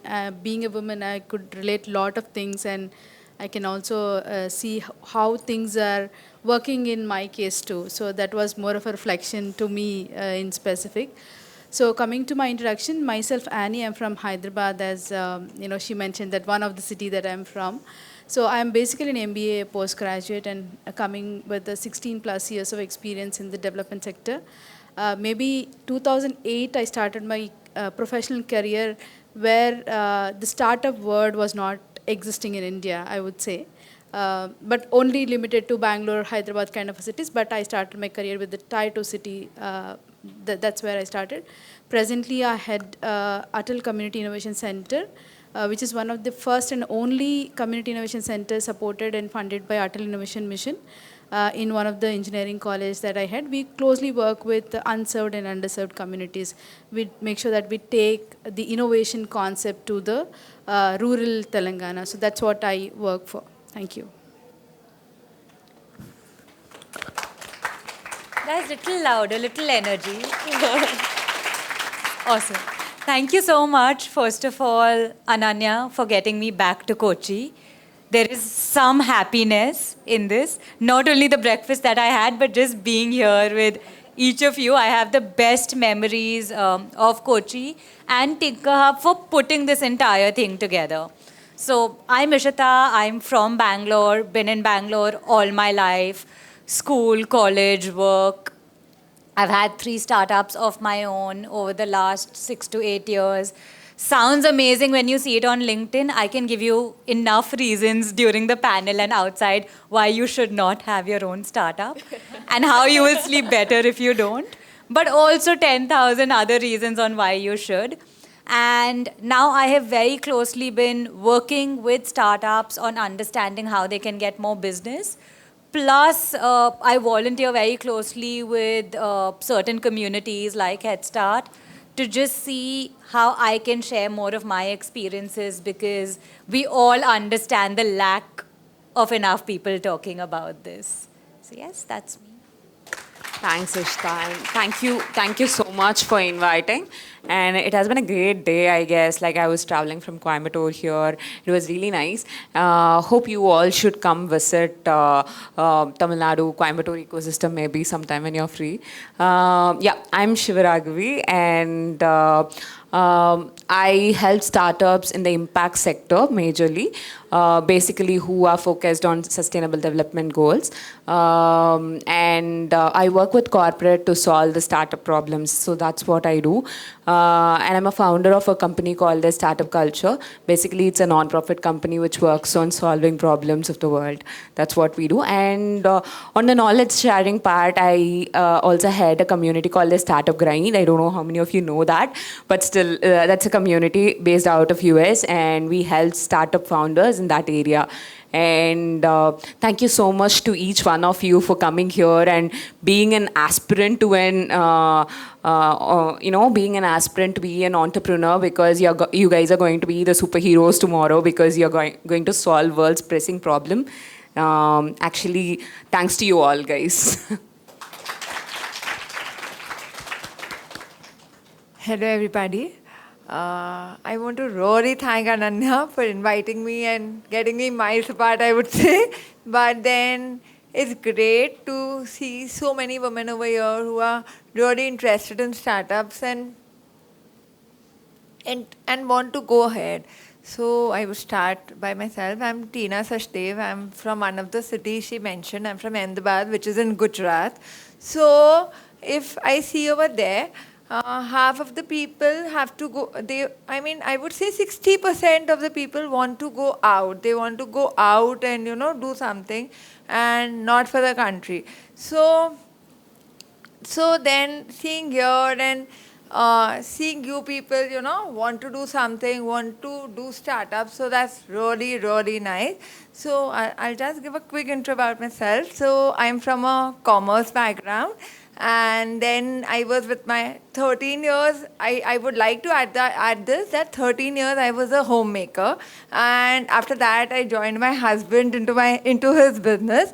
And then I think 2-3 years I was with him.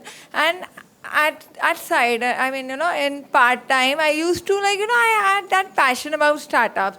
So I used to, interact with startups, help somewhere where I could.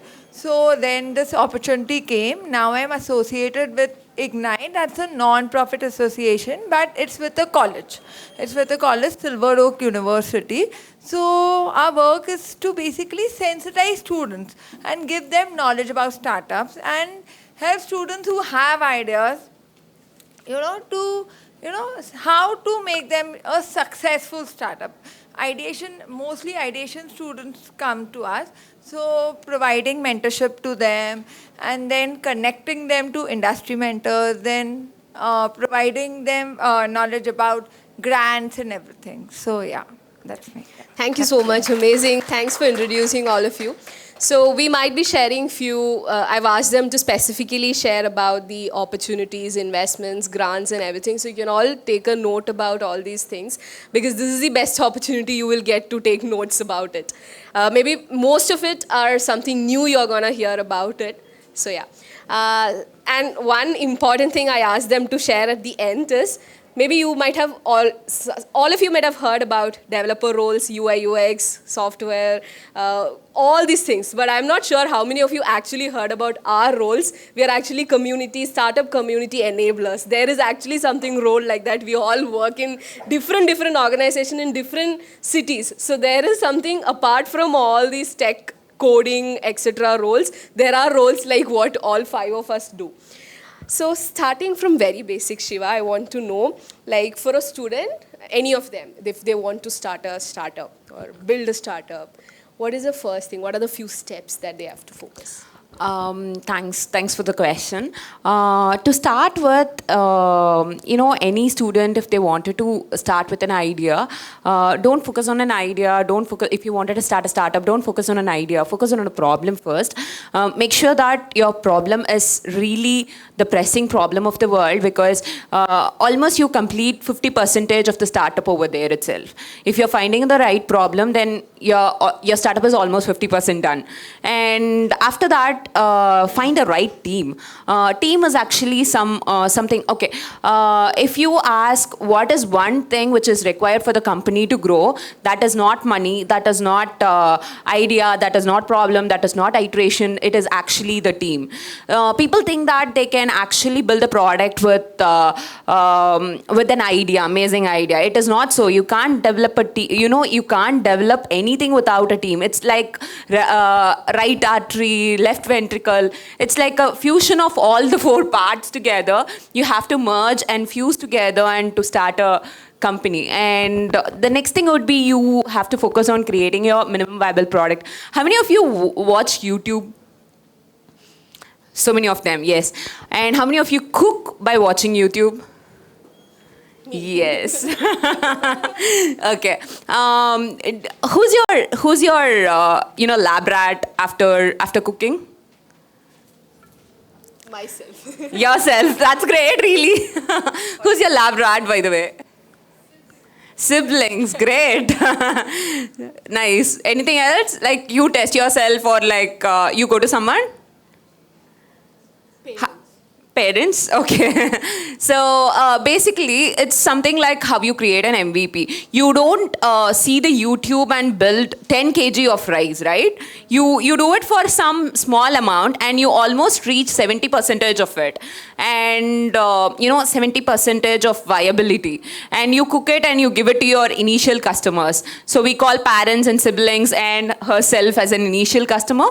We test it and we see it. And if the testing goes well, then your product is successful. If not, iterate and go again. Those are the few steps that I would say is very crucial about building a company. I'm sorry about it. It's pretty chill in here. Yes, and no problem. Yeah, so that's something I would say are the basic things that a startup should be looking on to. Okay. You want to sit here? No problem. I'm good. Good. Thank you so much, Shiva. So now that we are starting a startup, there are different kinds of, product startup or, lot of startups are there. But people always look into the business aspect. with the same side, there is something known as impact sector also. So Annie is one person who works in the impact startups. So what do you mean by this impact entrepreneurship or impact startups? What do you actually do? Sure. I think it is the difference between heart and the mind. Most of the for-profit startups I've seen, they think from mind. But whereas social startups or social impact, they think from the heart. So when you have these two, then we call it as a social entrepreneurship or an impact startup. So most of the things when you look at social startups or impact startups, it is mostly, the bottom line is triple P, I would call it as. Triple bottom line we call it as. It is the people, planet, and the profits. So when you start a social impact startup, you look at all these three aspects. How people are cared, like whatever the product you're building, is it really creating that impact, whether maybe to your employees or maybe to the customers that you're building. Second, of course, how it is affecting the planet, environmental perspective. And third, definitely the profits. Without profits, you cannot sustain your business. So, but when it comes to for-profit startups, it is definitely the bottom line is profit. So that's how I would. Yeah, thank you so much. So what my intention was, like, you hear about how you start a startup, and in that it's not only for-profit startup, there is something known as impact sector or social entrepreneurship. So hearing this too, my next question to Tina is about, what does, you work as an incubation manager. So what does actually incubation mean and what support you provide? So because we heard two sides of a startup, now I want to know about the incubation side. Yeah. So incubation is like providing a safe environment to the startups to grow and nurture.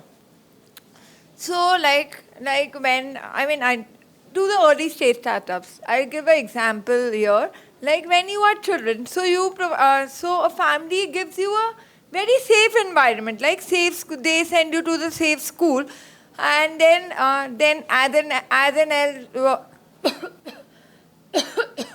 sorry, and then when you grow further, and then now you grow independent, and then you go to college and stuff.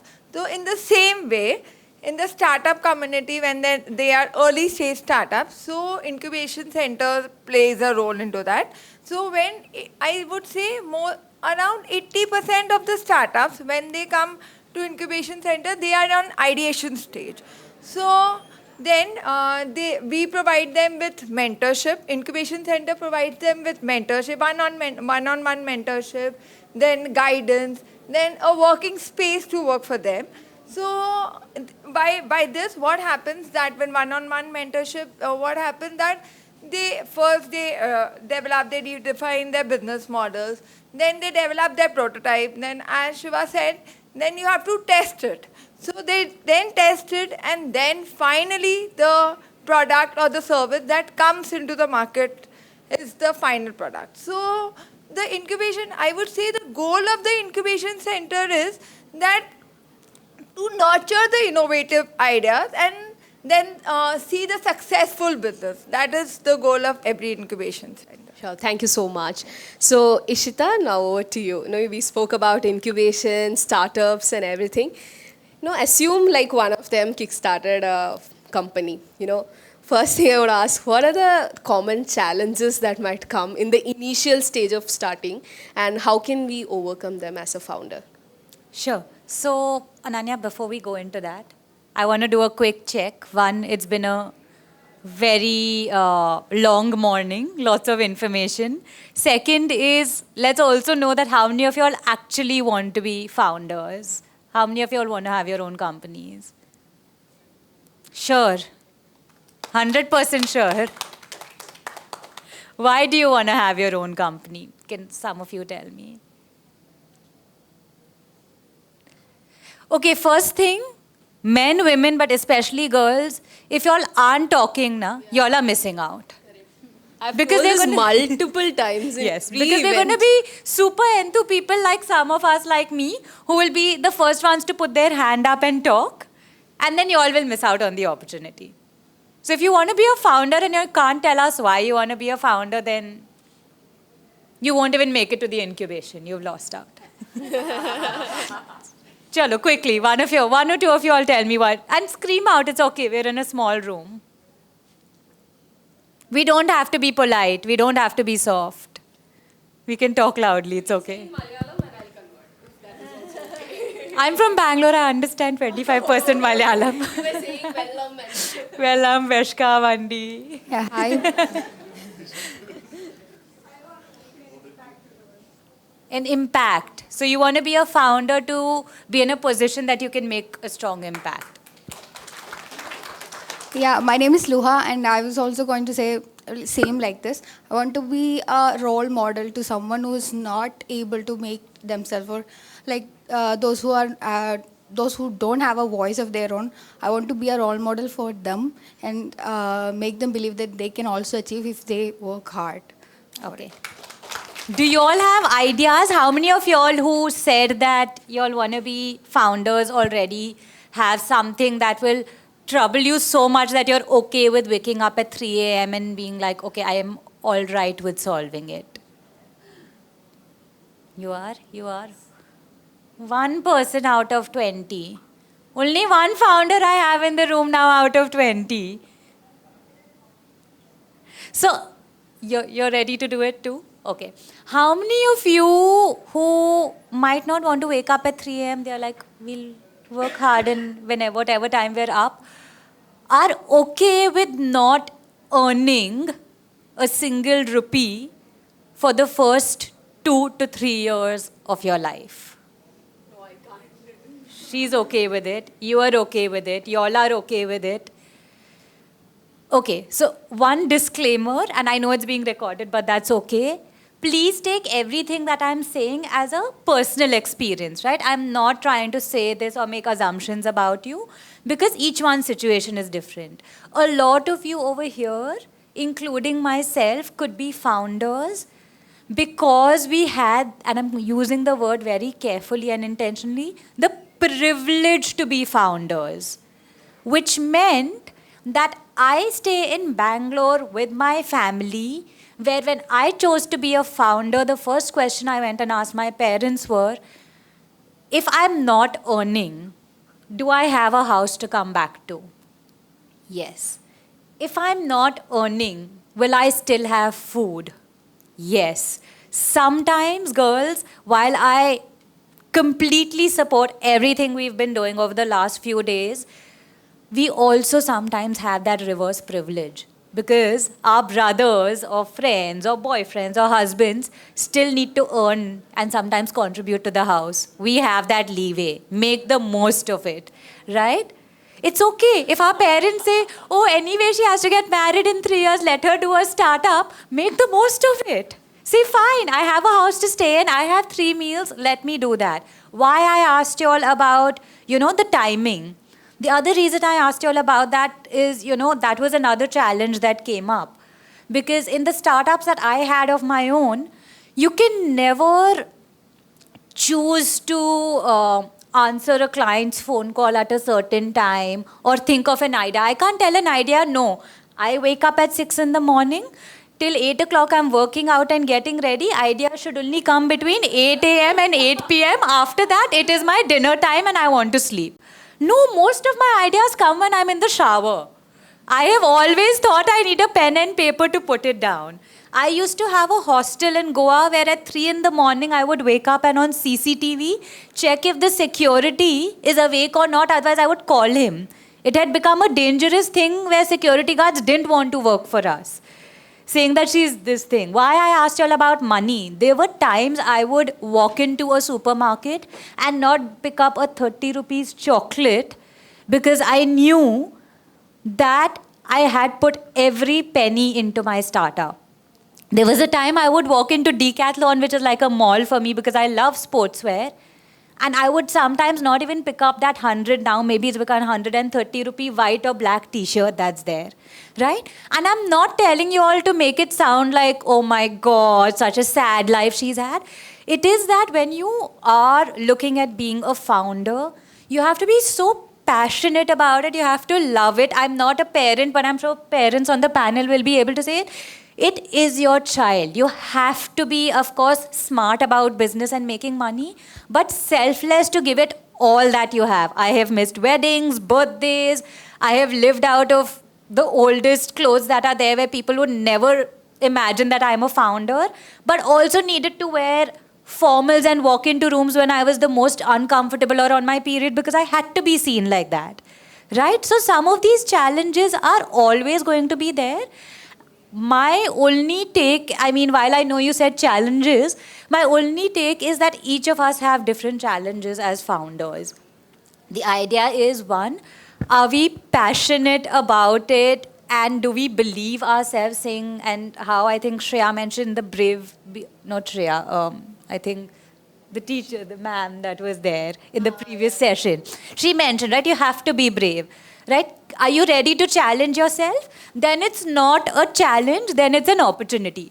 Saying, okay, this is what you're telling me, now I will do it in 3 years and show it to you, right? And the second is, if you're not ready, it is not a weakness. Be a founder with a salary, let someone else take that responsibility and join their core team. So that was my long answer. Yeah, but you covered the challenges in a very pretty nice way. Thank you so much, Ishita. Let's give a round of applause to her. Thank you so much. Now, yeah, we spoke about challenges. At the same time, we need to also know what are the actual skills we need to, we are not all born with skills, we develop across in our journey. So Annie, I went through your profile and I saw you have mentored 250 plus young student leaders. So in your opinion, what are the major skills that you feel for an entrepreneur and how can we develop them? So I think while I was working with these youngsters, that's when I started my career, I would say. That was one of the first programs that I curated and implemented. So the reason for me to actually curate that program was I see a lot of students spend less time in the classroom and more time in the canteens. Then I was thinking, how do I catch hold of these people? Because they are the smartest and they can do wonders. That's what I believed. And this program actually makes different people from different backgrounds to come together to solve a problem. So I would say if you have like-minded people coming together, looking at a problem as an opportunity is the first thing for you to get going with anything that you want to do. Skills, there are no very specific and particular skills.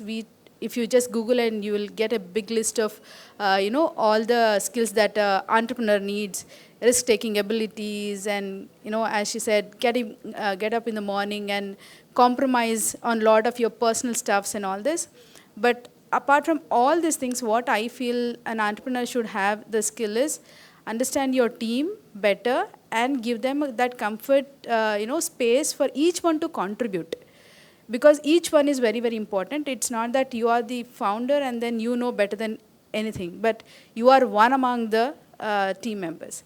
But you as a founder, you should also have that capability of nurturing them. At the same time, putting your idea or opportunity that you believe in should also be trusted by other people also. So that's very, very important. So you and your team, and of course the money that we will be talking in the next session, in the upcoming talks, how important it is for you to build your entire entrepreneurship thing. So to me, it's passion and what kind of skills, again, your nurturing skills, your communications, all these lists come if you really Google and find out. Thank you so much, Annie. So while we start a company, there will be a lot of myths that's going on, misconceptions. You are one enabler who have mentored a lot of startups. So what are some of the initial myths and misconceptions that you have heard about? Yeah, that's interesting actually. So the point is most of the founders start with an idea or a problem and they come to us telling that, okay, we have an idea, we are going to be a billionaire. The point of most of the founders start a startup on the idea of creating money and wealth. To be honest, it is actually not. It's the other way around. You will be having hundreds of learning, but it is not only the money and wealth that you will be creating. You will groom yourself, you will, chisel yourself into a new human being. And that is something, one thing people don't understand. Not every entrepreneurs are making money. And the second thing is, making an idea is not making a business. You actually have to work on your idea, iterate it regularly. And I hope you guys know what Instagram was for previously. Does anyone knows about it? What is Instagram used for? right now? I don't get it. Like, it's already half a day, and I know you guys are tired, but still you can still answer it, right? Content sharing, content creation. Anything else? Revenue making. Who said that? Okay. It was a different perspective though. So Instagram was actually started for gaming. How many of you know that? Okay, Instagram started for gaming and YouTube started for, online dating. And are we using the product right now for that particular reason? No, it's because every founder has a vision to build a product for the customer, and he builds what he actually wants to build. And that's the problem that most of the founders do have, because they build a product which they really love and like. And this founder's attitude is something that which put them sometimes down. So you have to constantly talk with a customer in that area where you talk to a customer, iterate every time. So when Bourbon was formed, like Instagram, it was initially named as Bourbon. When Bourbon was formed, and it had a feature called as photo sharing feature in that particular gaming application. Then after transformed into an application called Instagram, which monetized them, which also gave a value addition to the existing applications. And that's how YouTube did. And the third myth that I would say is, if you are looking for the mentors, don't think that they'll definitely put your hands into, hold your hands, take you to extents. Not every mentor does it. To be honest, you have to be in an open mind, and you have to work hard along with your mentor in order to, make things that you wanted, get things from them. Not every mentor in this world that you find will be corely supporting you. You have to make yourself and train yourself in a way that you are in an accepted position what mentors are going to say. That is something that I would add, I guess. And having a funding doesn't mean that you have a stronger company. You have to make sure that your product is value and customer centric. That is something that I would say. Thank you so much. So we'll definitely speak about different grants and fundings, but one more set of questions I would like to ask. So, Ishita, you work with different partners, and, for startups, how can we get these partnerships, and what is the importance of collaborating with partners? And maybe if you can quote few of the partners or something like that. So partnership for startups is one thing. Sure. But if I may, there is something that came to mind when everyone was speaking on challenges which I missed out, which is a perceived challenge. How many of y'all are from Kochi and Kerala? All of you? How many of y'all, when y'all build something or work, want to do it from Kerala? How many of y'all want to go to Bangalore? How many of y'all want to go outside the country? Some people's hands have not gone up, so I don't know which parallel universe y'all are going to. When y'all go, take me also. But I want you all to understand another perceived challenge that I've realized, right? And being from Bangalore, and one of the reasons I moved out of my previous startup is credit or blame to Kochi, literally, is the fact that we feel that where we are, there isn't enough. Yeah. One of our examples is sitting right over there. Anup, building in Kerala, from Kerala, and literally took the first flight into the Middle East. He didn't need to come to Bangalore. There's another one very close, I think, in Kerala Startup Mission itself. Rai-Fi. I don't know if Ria-Fi, sorry. See, you all know them. When I met him about 2 weeks ago, he said, Ishita, one of the only challenges we have is people want offices in Bangalore, but I'm very happy. Great, you all don't have the traffic, you all don't have the problem, you all have a beautiful ecosystem. The love I see over here, unfortunately, there's just too many people in Bangalore for us to love all of them. Right. Right? But coming back to Ananya's question, right? So the importance of partners and collaboration in your growth. Today's event, the fact that there is Tinkerhub, the fact that Tinkerhub has someone like Ananya supporting, who knew Mittu from Head Start, who knew me. Yeah. Three, four partner names that I have already said is why I'm sitting over here. That is the importance. Because in my growth journey, the fact that I had very closely been out there, networked, spoke to communities and people over there, helped me being seen. That's why those communities said, okay, you know, Ishita is doing something, she talks decently, she makes sense, let's have her here. Right? As founders, as individuals in your corporate journeys, you are one person.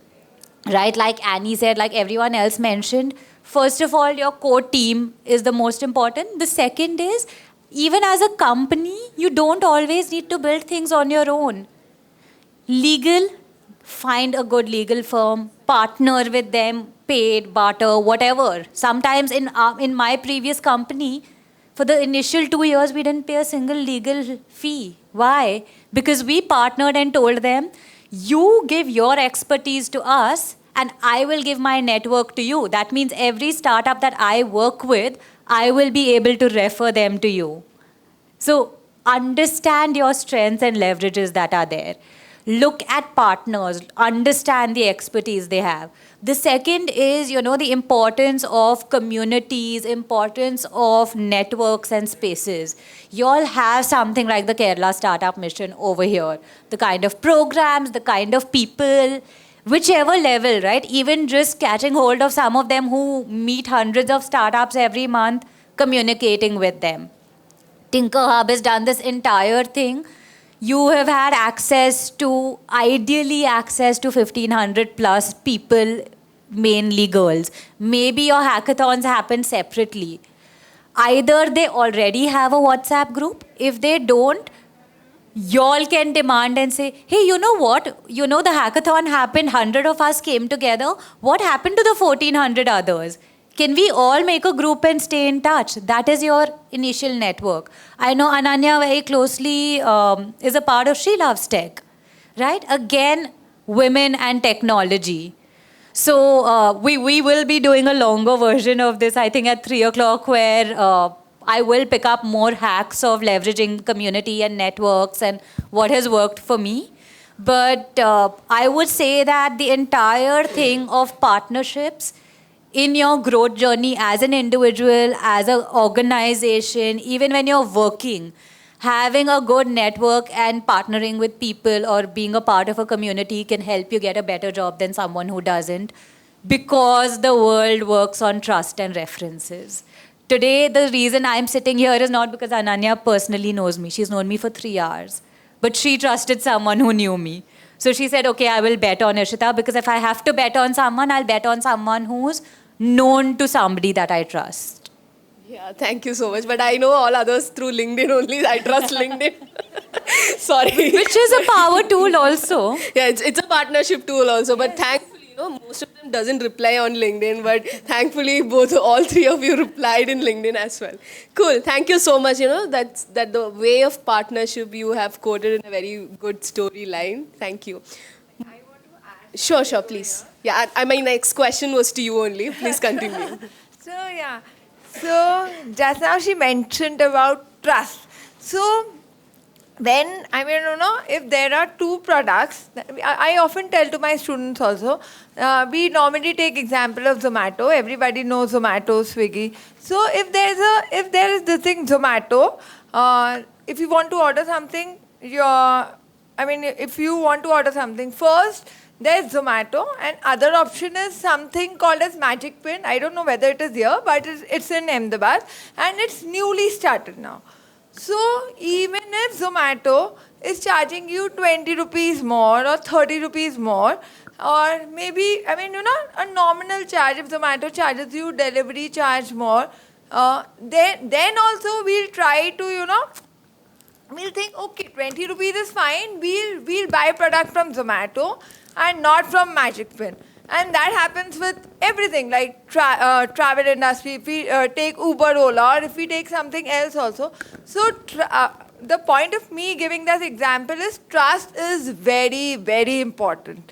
trust and community building, now, as she mentioned, is very, very important. On our daily life basis also, we just do things like, 90% of the times we do things just on trust. I mean, we buy branded products, that's also just on trust. We don't know what's happening in the factory, but we just trust them. Yeah, there's a label over there. So my suggestion to you would be that whatever you are doing, you see that, you don't break anybody's trust. Money will automatically follow. If you don't break anybody's trust, customer satisfaction is there, so money will automatically come to you. Thank you so much. Yeah, building trust is one important thing. While saying, can you share one success story of your, not success story, maybe a story from your incubation, like any startup stories? Yeah. So there are, I would like to mention one startup. There are many, but one startup which is coming into my mind. He is doing, in fact, Green Go Agro is the name. He is into green farming, organic farming, like some, I don't know whether you've heard about it. Hydroponics farming, you've heard about it? Yeah. So how many of you know about hydroponics farming? So quite a few. So from past 4-5 years, I think, he is working into it. So he is doing soilless farming, which is now, I think, it's the need of an hour. So from soilless farming, he started from a very basic level, like 4 years back, I think he started. He started from a very basic level in a room.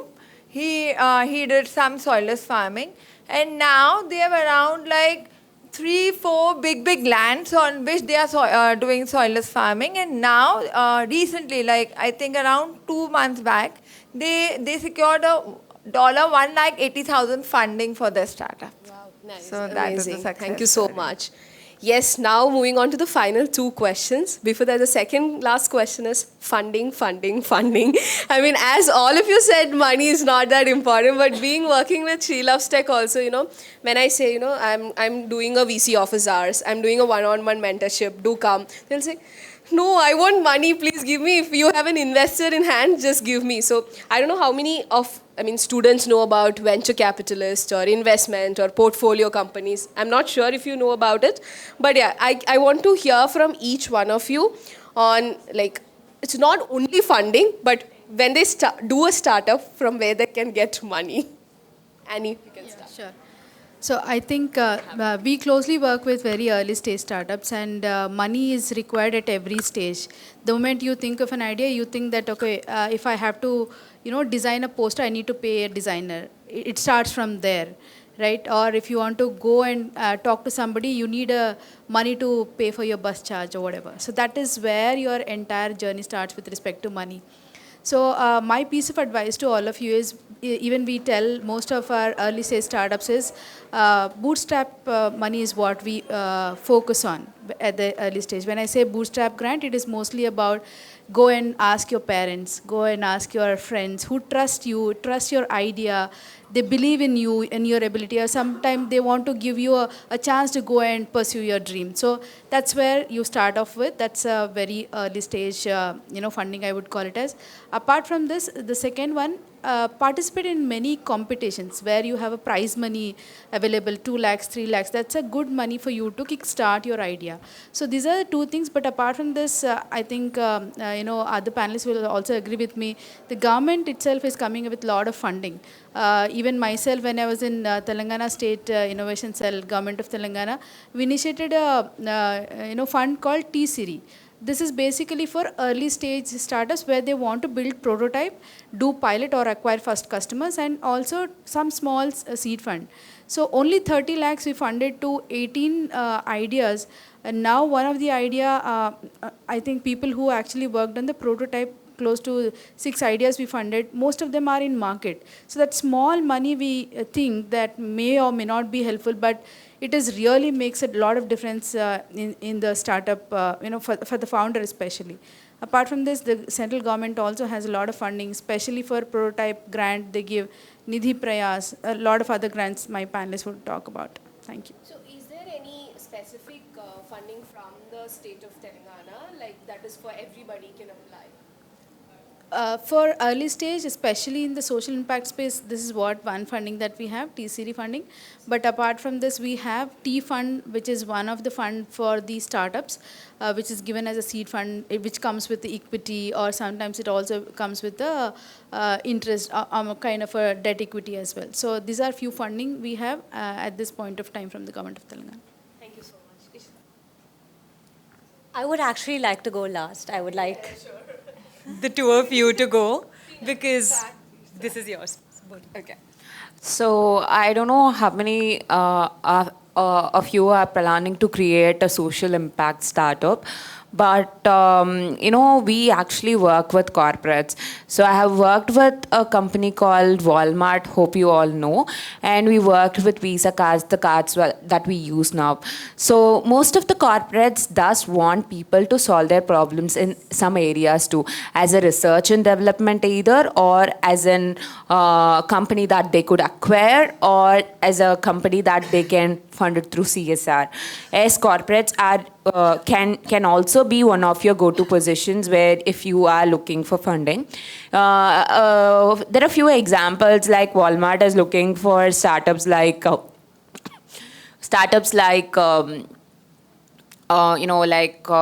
logistic based, and Visa cards are looking for crypto based. At the end of the day, you have to research about the corporates which are actually focusing on which domain, so that you can reach out to them. And yes, they do have research funds, or either CSR funds, or even investment funds that they could utilize for you to help your startup grow. And the next thing is, yes, there is also one of the platform that you can note it down, which is called as Founders Layer, which is a decentralized platform for finding funding. It's a platform where startups can scout for, look for opportunities, and VCs can scout for startups. It could be VCs, it could be corporates, or it could be any angels even.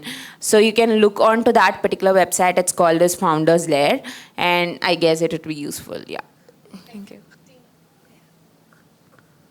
So for funding, since as Ananya said, yeah, money is the most important aspect when we talk about the startup.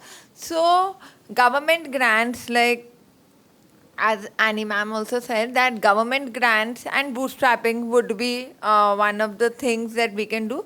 Then there is something called crowdfunding also.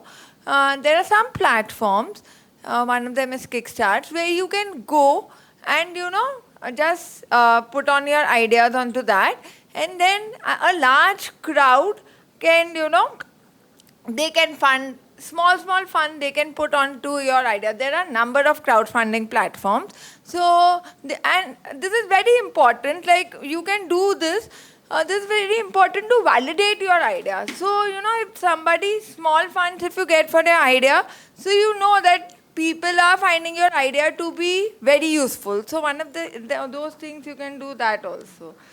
Yeah. Sorry. Yeah. I just got a question on my mind. Like, do you all know about grants or equity-based funding? Are you guys aware of it? Like, or Not much, I think. Okay. That's why I said we have to be not. Okay. If that is so, so I might add couple of points on that, because grants are amount that you get it from either CSR of a company, which is corporate social responsibility, or through a government, or through a people, or through a philanthropist, as a money given to an individual or a startup to develop that innovation, and it doesn't has to be repaid. But if that is given by a government, you have to submit the bills and show the innovation. That's the entire goal. And if that is equity, yeah, you will be sharing a part of your company with the investor. And if that is, CCD comes under equity too, so I'm not covering it. And if that is debt, then it comes with an interest. So that's how it goes. Yeah. So, yeah. Sorry. I'm really sorry. I'm sure everybody must have seen Shark Tank, right? Yeah. So, that is angel investors funding, which ma'am was sharing about equity funding. So that's one of the funding called angel investors funding, but it's when your company is actually doing the business. It's after that, then they share equity. They share equity of a company and they give you funding, which ma'am was talking about. And rest, I think she has covered all. Okay, great. So we've covered grants. Guys, please, y'all are not here to listen to us. Y'all are here to also tell us if y'all this thing. What have we covered? We've covered grants, CSR, crowd, angel. Great. Who are we building for? The product and service. Who are we building for? Customers, people. That is where you get your money from. No debt, no interest, no equity, pure money. I understand very often there is a certain amount of money you need to build, and that's why I said that some kind of backing is important. Like ma'am said, it could be bootstrap, right? You have your own. Or like she very politely said it, I will add one more word. It is friends, family, and fools, right? People who will trust you. People who will say, okay, let's just do this in goodwill, community, or high risk takers, right? They might give that to you. But I feel if you are a business or if as an individual you do not need money, don't get into the fancy terms of funding. You do not need to get that article on your story or VC circle and a nice pretty picture of yours on the newspaper. Some of the best startups are doing well as businesses. I don't have a Malayalam or a English word because business is still very polished. But in Hindi we say dhanda. Dhanda means actually business, which means your customers are paying you for it. That means it is validated. The more customers you have on board, the more money you have on board. Then you go ahead and then you pick up grants, corporate money. This could be from CSR, this could be from corporate innovation, this could be from corporate research. There is a lot of money out there.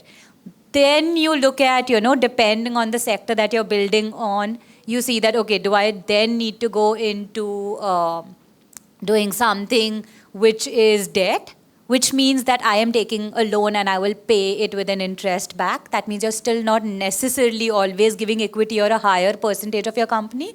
Or then you go into angel, VC, each of these which are stages of funding, right? But the idea is that first try and make sure that you have a proof of concept and a paid proof of concept to know that the business is going to work. Because, and I'm talking as a founder, I've had my own angel network that's there. So I get to talk about both people. As founders, you all need to have the leverage. When you're sitting in a room, don't think that the investors have the money, so I need to be, yes men or yes women to them. No. If you have a great business, there will be 50 investors running behind you because they also need to tell the people who've invested in them that they've found a good company. So the aim should be build a company not to get invested, but to get customers. And that is the form of money I would love to see all of you all get. Thank you so much. I know we have one question, but then I would like to open it for the audience, if you have maximum 2 questions, because Tina has to catch a flight also. Any questions, anyone?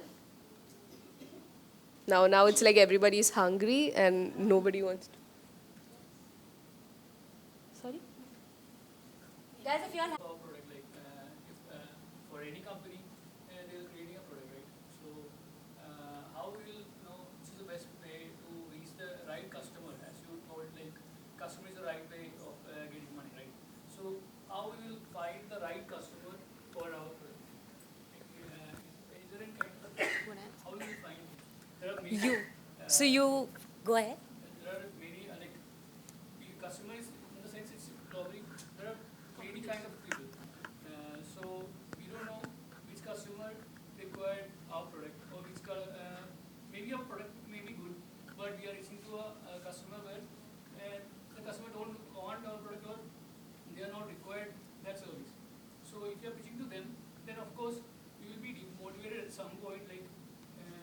to do this. Correct. How do you find the right customer? You first find the customer, then you build the product or service. If you don't know who you're selling to and you don't know who has the problem, then you will not build at all. Because like we mentioned, ideas are great. And very often, and this is not even us as individuals, just yesterday at an event, one of the largest Middle East companies, right? I can take the name because I'm not related to them in any way and I'm not talking about the event, but someone related to the company said, so the geo of the Middle East, Etisalat, which gives you network and data and all of them, they built an entire product worth millions of dollars, 2 years of engineering work on assumption and not data. And it went down the drain because they didn't know what customer they were building it for, and it was not on data. And I think that's what we started with. It needs to be either a very, very strong problem, and if it's a problem, you know who it is for. Like, for example, you all have heard of FemiSafe? Noreen, based over here. She knew it was for women. She knew the awareness was for women, that she wanted to first go to tier 2, tier 3 and beyond in Kerala.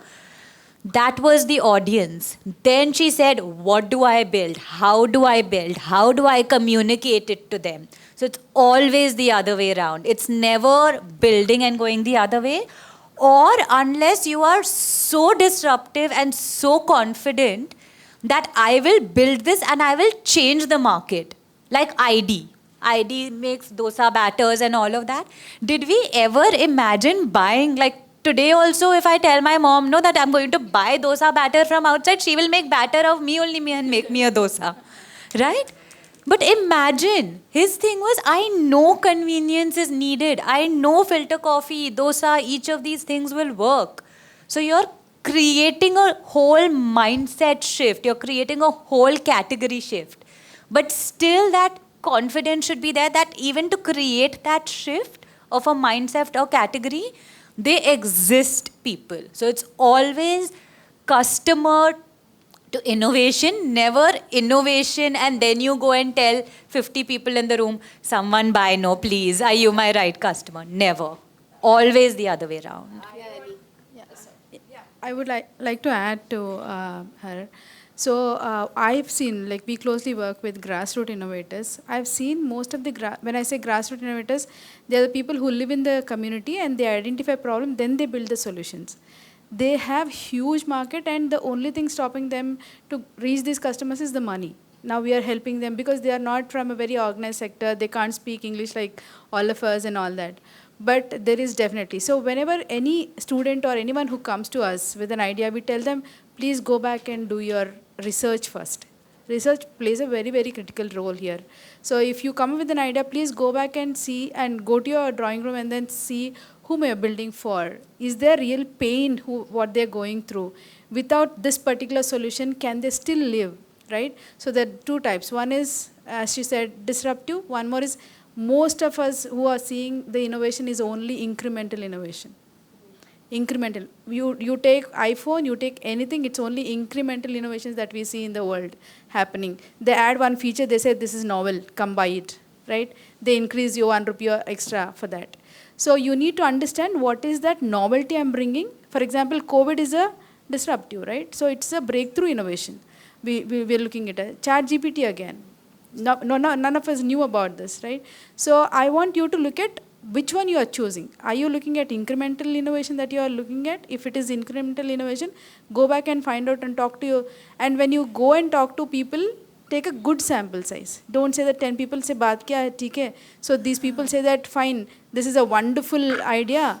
And then, okay, now I'm building it.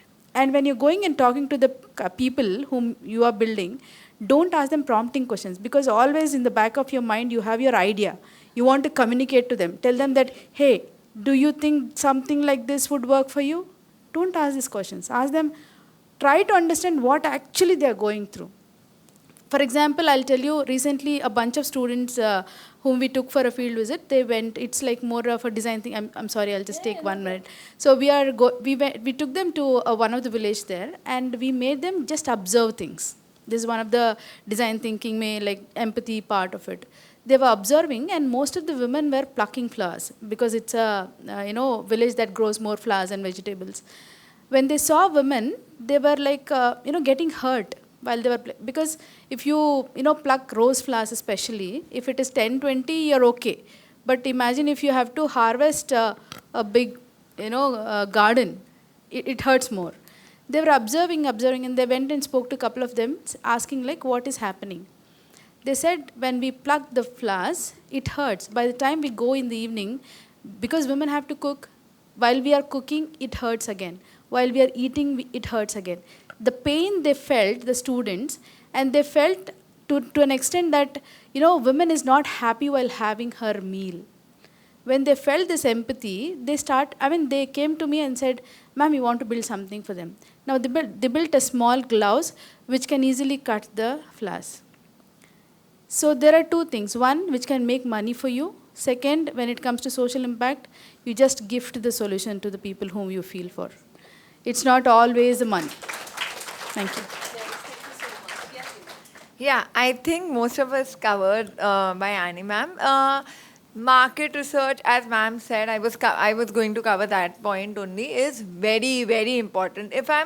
And it happens, if I'm sitting in a room of 60, 70 people, 60, 70 founders, I would say, and I would say, they would say, yeah, this is the problem I'm facing, and this is the solution I have got. So the first question I ask is, have you done the market research? So only maybe 5 or 10 hands are up. Yes, we have done. Or sometimes even not that. 2 or 3 hands are up. Yeah, we have done market research. So on your idea also you can do market research. You don't, startups have this fear that my idea will get copied. So let's not do a market research and let's build a product and then do market research. So I'll tell you one thing. If you have an idea, there are hundreds of people who have that same idea. So you are the only one who is taking pain. And ma'am also said, in between that startup founders, it's not an easy life. You need to work at 3 o'clock in the morning as well. So, if somebody needs to be successful, that might be required, working at 3 o'clock. So don't be worried that your idea will be copied. You need to do market research extensively. You need to, like Annie ma'am also said, do a, good market research, 100 people, maybe 200 people, and see then, what actually the pains you are facing, that, you are seeing that, you're feeling that, for example, if we take an example of Uber, many people, like what students tell to me, I want to build a app like Uber because the charges, the surcharge are high over there. But you have to do a research whether people are finding that as a problem. And when they did research, they are like, what they found was, when they spoke to 100 people, what they found was, no, it's okay, surcharge are sometime there, but Uber is like, 1 second. Yeah. Uber is like a good app which, it is there, trustworthy is there, like we mentioned about trust. So, as mentioned earlier, market research on your idea is extensively important. You can do surveys, you can talk to people. Google survey forms are very, very popular nowadays. You can do that. And there are other ways to do market research, but it's very, very important. No, I'm very concerned about you only as you have to go back. Yeah. But yeah, that's very important about market research and how you do. So I'm going to politely do a hard stop here. You have something to add?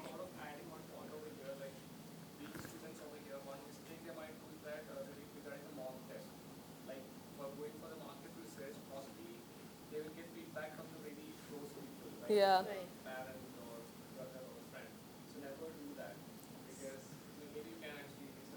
No, definitely. I love that. And actually, Anup has heard me, and a lot of founders would have heard me say that. I always first give people a disclaimer that, guys, I am the devil in the room. Right? I might be a nice person, but if I'm listening to your idea, I will tell you all the reasons it doesn't work. And like he said, go to that person in your class who hates you. Right? Boys, go to that friend of yours who you put dibs on that girl on first day and he ended up dating. Okay, go to that person and ask him, will this idea work? Because if it's a good thing and he pays for it, no, he will say yes. So exactly what Anup said. Go to unknown people. Go to the market you are doing it in. If you want to build for Kerala and you go to Bangalore and do it, won't work. So you have to, one, customer first, and whoever your customer is, go to them first. And he knows why, because I've seen what he's built in the last 18 months. And literally the first thing, once she told me I'm coming to Kochi, I said, Anu, if you're in town, I have to meet you. So guys, you catch us during lunch, but catch him. That's amazing. Thanks, Anu. So yeah, we are doing a hard stop here, but they'll be always here, but Tina has to leave. Still, LinkedIn. Yeah. So you all can connect with them, and because they are students and I've been working with them for last 3 years, I know for them, when I joined She Loves Tech, they were like, what is She Loves Tech? I've never heard about it. What is community manager? Similarly, all these 4 women, all of us are startup enablers, apart from the usual, casual, cliche job roles, we are doing amazing roles. I love my job, what I'm doing, I hope you also love what you're doing. So you can definitely get in touch with them to know what is their career journey. I went through their LinkedIn and they're all like, they studied very different things, they're doing very different things. So, they're all multi-talented and multi-skilled people. So, people, especially students, they're like, we don't have job. There are different variety of things that's happening in this world. You can definitely get in touch with them and understand more about startups, funds, and more things. Yeah, thank you so much for coming, and I hope this was enlightening session for all of you. Let's give a big round of applause to all the speakers. And thank you for listening. Gratitude to all of you. Thanks so much, Annie. Thank you so much, Ishta. Thank you so much. Thank you, Tina. Oh, I also have. Thank you so much. So, hi everyone. Learning Tinkerhack 2.0, learnings from Tinkerhack, world's Kerala's largest women-only hackathon conducted in learnings and baki ഓരോരുത്തരുടെ perspectives discuss ചെയ്യാനും ഒരു picture നിങ്ങൾക്ക് duplicate ചെയ്യാൻ താല്പര്യമുണ്ട് അതിനും വേണ്ടിയിട്ട് ഉള്ളൊരു panel ഡിസ്കഷനാണ്. So, myself, Riva Shaji, I'll be the moderator here, and I'll introduce our panelists. First up, we have Kurian, who is the CEO of Baggira fan base. Okay, CEO of Tinkerhub, and then we have Varsha, Women in Tech community head dana Tinkerhub, and then we have Seren, who is also a software developer at IBM, and she was the mentor for Tinkerhack. Varsha was the organizer for Tinkerhack 2.0, and Seren was the mentor for Tinkerhack 2.0. Pinne, we have Sheetal, who was the participant of Tinkerhack 2.0 as well as Tinkerhack 1. And then we have Hema, who was the host of one of our Tinkerhack. So, initially, I'll give a context like number Tinkerhack 1 and Tinkerhack 2. Generally, everyone knows Tinkerhack like event. Yeah, everybody knows. Okay, there are a few people. Great. So, just an introduction, context. We have conducted women-only hackathon, Tinkerhack 1 and Tinkerhack 2. So, Tinkerhack 1, we conducted around 500 participants with the guidance of Ananya. And then we conducted Tinkerhack 2.0 with Varsha's team. So, Tinkerhack 2.0 was a huge success because നമ്മൾ first Tinkerhack 500 participants വെച്ച് തുടങ്ങിയത്. This time we are able to scale up to 1500, almost 1500 registrations, which is a huge thing. So അത് is one of Kerala's largest. So അതെങ്ങനെ നമ്മൾ pull off ചെയ്തു, what are the perspectives എന്ന് discuss ചെയ്യാനായിരുന്നു. So first of let start with why, because it's a very initial question. കാരണം we want to know ഓരോ I consider all of them as a vertical, because ഓർഗനൈസറിൻ്റെ perspective, host ചെയ്ത ആളുടെ, കാരണം അവർക്ക് തന്നെ അവരുടെ സ്റ്റോറി ഉണ്ട് of Tinkerhack 2.0. So I would love to know why they chose to conduct this. So, and keeping it short, I would love to have the answer with 2 sentences maximum, because I have amazing questions left for you. So ningal ellarum, I'll start off with Korean. Why you, as the chief operation officer of Tinkerhub, why did you choose to conduct Tinkerhack 2.0? Hi. So in short, കേരളത്തിൽ ഒരുപാട് ഹാക്കത്തോൺസ് നടക്കാറുണ്ട്. Especially hackathon models ഭയങ്കര important ആണ്. ഭയങ്കര short time പീരീഡിൽ projects build ചെയ്യുന്നത് കൊണ്ട് തന്നെ ആൾക്കാർക്ക് അതിനകത്തുണ്ടാകുന്ന ലേണിങ്സ് അല്ലെങ്കിൽ അതിനകത്തുനിന്ന് കിട്ടുന്ന കൈൻഡ് ഓഫ് കോൺഫിഡൻസ് ഭയങ്കര വലുതാണ്. അതുകൊണ്ട് തന്നെ ഹാക്കത്തോൺ മോഡൽസ് ആക്ച്വലി ഭയങ്കര ഇമ്പോർട്ടൻ്റ് ആണ്, especially on the very first learning കർവ്സിൽ. സോ നമ്പേഴ്സിൽ നോക്കുകയാണെന്നുണ്ടെങ്കിൽ ഒരുപാട് ഹാക്കത്തോൺസ് നടക്കുന്നുണ്ടെന്നുണ്ടെങ്കിലും വുമൺ റെപ്രസെൻറ്റേഷൻസ് അതിനകത്ത് ഭയങ്കര കുറവാണ്. ഈ പറയുന്ന ഇനീഷ്യലി കിക്ക് സ്റ്റാർട്ട് ചെയ്യാൻ പറ്റുന്ന ഒരു സ്പേസ് ആയിട്ട് പോലും. അപ്പം അതുകൊണ്ട് തന്നെ വുമൺസ് എക്സ്ക്ലൂസീവ് ആയിട്ട് അല്ലെങ്കിൽ വെരി ബിഗിനർ സ്റ്റേറ്റിലുള്ള വുമൺസിനെ അഡ്രസ്സ് ചെയ്യാൻ അല്ലെങ്കിൽ അവർക്ക് ആ കോൺഫിഡൻസ് കിട്ടുന്ന ലെവലിൽ ഒരു ഹാക്കത്തോൺസിലേക്ക് അവരെ കൊണ്ടുവരിക, അത് എക്സ്ക്ലൂസീവായി ചെയ്യുന്നത് ആക്ച്വലി വർക്ക് ചെയ്യുന്നുള്ളത് Tinkerhack 1 ആക്ച്വലി അത് എവിഡൻ്റ് ആയതുകൊണ്ടാണ് ആക്ച്വലി നമുക്കത് സ്കെയിലപ്പ് ചെയ്ത് ചെയ്യണം എന്നുള്ള, അല്ലെങ്കിൽ കൂടുതൽ ആൾക്കാരെ അഡ്രസ്സ് ചെയ്യണം എന്നുള്ളതിൽ നമ്മളത് ആക്ച്വലി ചെയ്തു. സോ ഒരു ഓർഗനൈസർ പെർസ്പെക്റ്റീവിൽ നമുക്ക് വിമൻ ഇൻ ടെക് കമ്മ്യൂണിറ്റി ഉണ്ട് Tinkerhubൽ. സോ എന്തുകൊണ്ട് ദിസ് ടൈം നമുക്ക് Tinkerhack 2.0 നടത്തണം എന്ന് ഡിസൈഡ് ചെയ്തു? What was your why for it? So why Tinkerhack 2.0 is actually evident from the statistics. We were able to provide an opportunity for 1,100 participants actually participated other than the registration, and then they made 295 projects.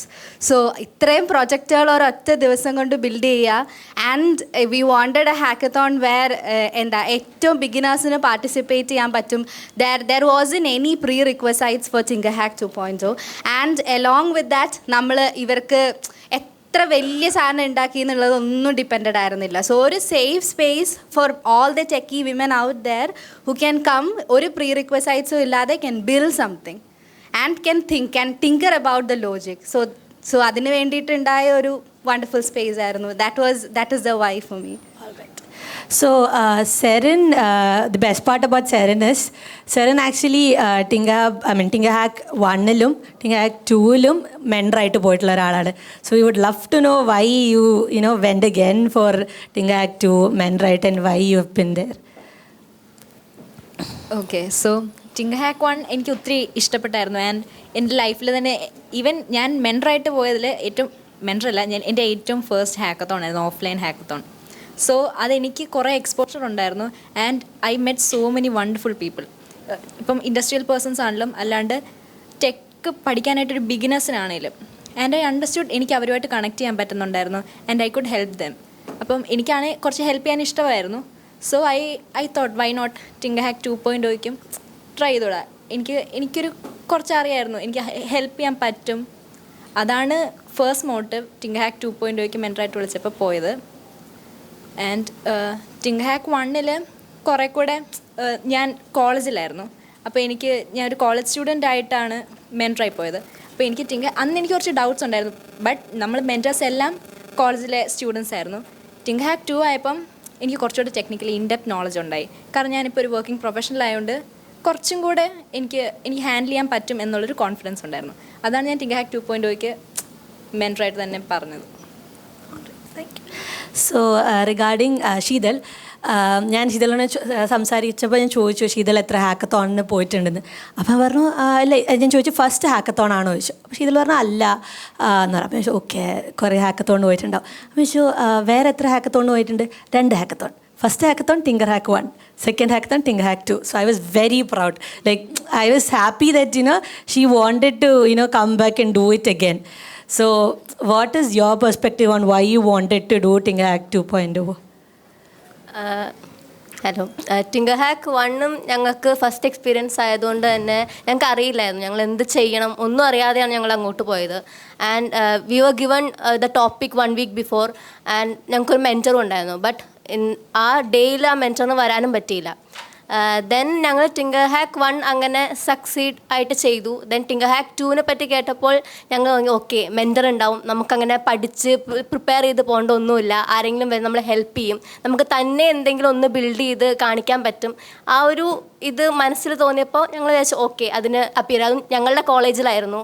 So അപ്പോൾ ഞങ്ങൾ വിചാരിച്ചു okay ചെയ്തു നോക്കാം, എന്തായാലും എന്തെങ്കിലുമൊക്കെ ഉണ്ടാക്കാൻ പറ്റും എന്നുള്ളൊരു തോന്നൽ വന്നു. അങ്ങനെ പോയി ചെയ്തു. ഹാപ്പിലി എല്ലാം നല്ലപോലെ ചെയ്യാൻ പറ്റി. ഒരു ഫുൾ സാധനം നമ്മൾ കംപ്ലീറ്റ് ചെയ്ത് സബ്മിറ്റ് ചെയ്തു. We are happy. All right. So next question to Hima.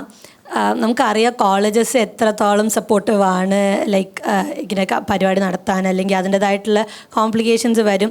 So what was your take on എനിക്ക് ലൈക്ക് നിങ്ങൾ ഇവിടെ ഹോസ്റ്റ് ചെയ്യണം, എനിക്ക് ടിങ്കർഹാക്ക് നിങ്ങൾ കോളേജിൽ ഹോസ്റ്റ് ചെയ്യണം എന്നുള്ള ആ സ്ട്രോങ് ഡിറ്റർമിനേഷൻ എങ്ങനെ വന്നു, and why did you choose to do that?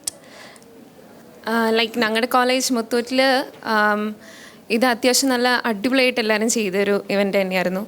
Like all of them, അത് ക്യാമ്പസ് ലീഡ് ആയിക്കോട്ടെ, WIT ഫെസിലിറ്റേറ്റേഴ്സ് ആയിക്കോട്ടെ, ആൻഡ് എവ്രി വൺ അവർ നല്ല ഭയങ്കര എക്സൈറ്റഡ് ആയിരുന്നു. അവർ ഒരു മിനിറ്റ് പോലും റെസ്റ്റ് എടുക്കാതെ ഫുൾ ഓൺ ടൈം നിന്ന് ചെയ്തൊരു ഇവൻ്റ് ആയിരുന്നു. സോ എൻ്റെ ഒരു പെർസ്പെക്റ്റീവ് എല്ലാവരും എല്ലാ കോളേജസും തന്നെ അത്യാവശ്യം നല്ല സപ്പോർട്ടീവായിട്ട് തന്നെ നിന്നായിട്ട് എനിക്ക് തോന്നിയത്. ഞാൻ ലൈക്ക് എല്ലാവരും മിക്കവരും ഇവിടെ ഓൺലൈനായിട്ടാണ് നമ്മൾ ടിങ്കർഹാക്കിനെ ഫുള്ളി ഓർഗനൈസ് ചെയ്തെങ്കിലും എനിക്ക് എൻ്റെ കോളേജിൽ ഓഫ്ലൈനായിട്ട് ചെന്ന് പാർട്ടിസിപ്പേറ്റ് ചെയ്യാൻ കിട്ടാൻ ഇവൻ്റായി അത്. And I was actually very much happy for that. So again to Hima, നമുക്ക് ഇവിടെ കുറേ ഓർഗനൈസേഴ്സ് വന്നിട്ടുണ്ട്. സോ നമ്മളെല്ലാവരും ഈ ടിങ്കർഹാക്ക് കണ്ടിരുന്നത് ലൈക്ക് വർഷ ത്രൂ ആണ്. സോ നിങ്ങളുടെ അടുത്ത് നിന്നായിരിക്കും നമുക്ക് ഡീപ്പ് ഡൗൺ ഒരു ടിങ്കർഹാക്ക് അവിടെ ഹോസ്റ്റ് ചെയ്തപ്പോൾ, ഇൻസ്റ്റിറ്റ്യൂട്ടിൽ ഹോസ്റ്റ് ചെയ്തപ്പോൾ ഉണ്ടായ ചാലഞ്ചസ് എന്തൊക്കെയാണ്?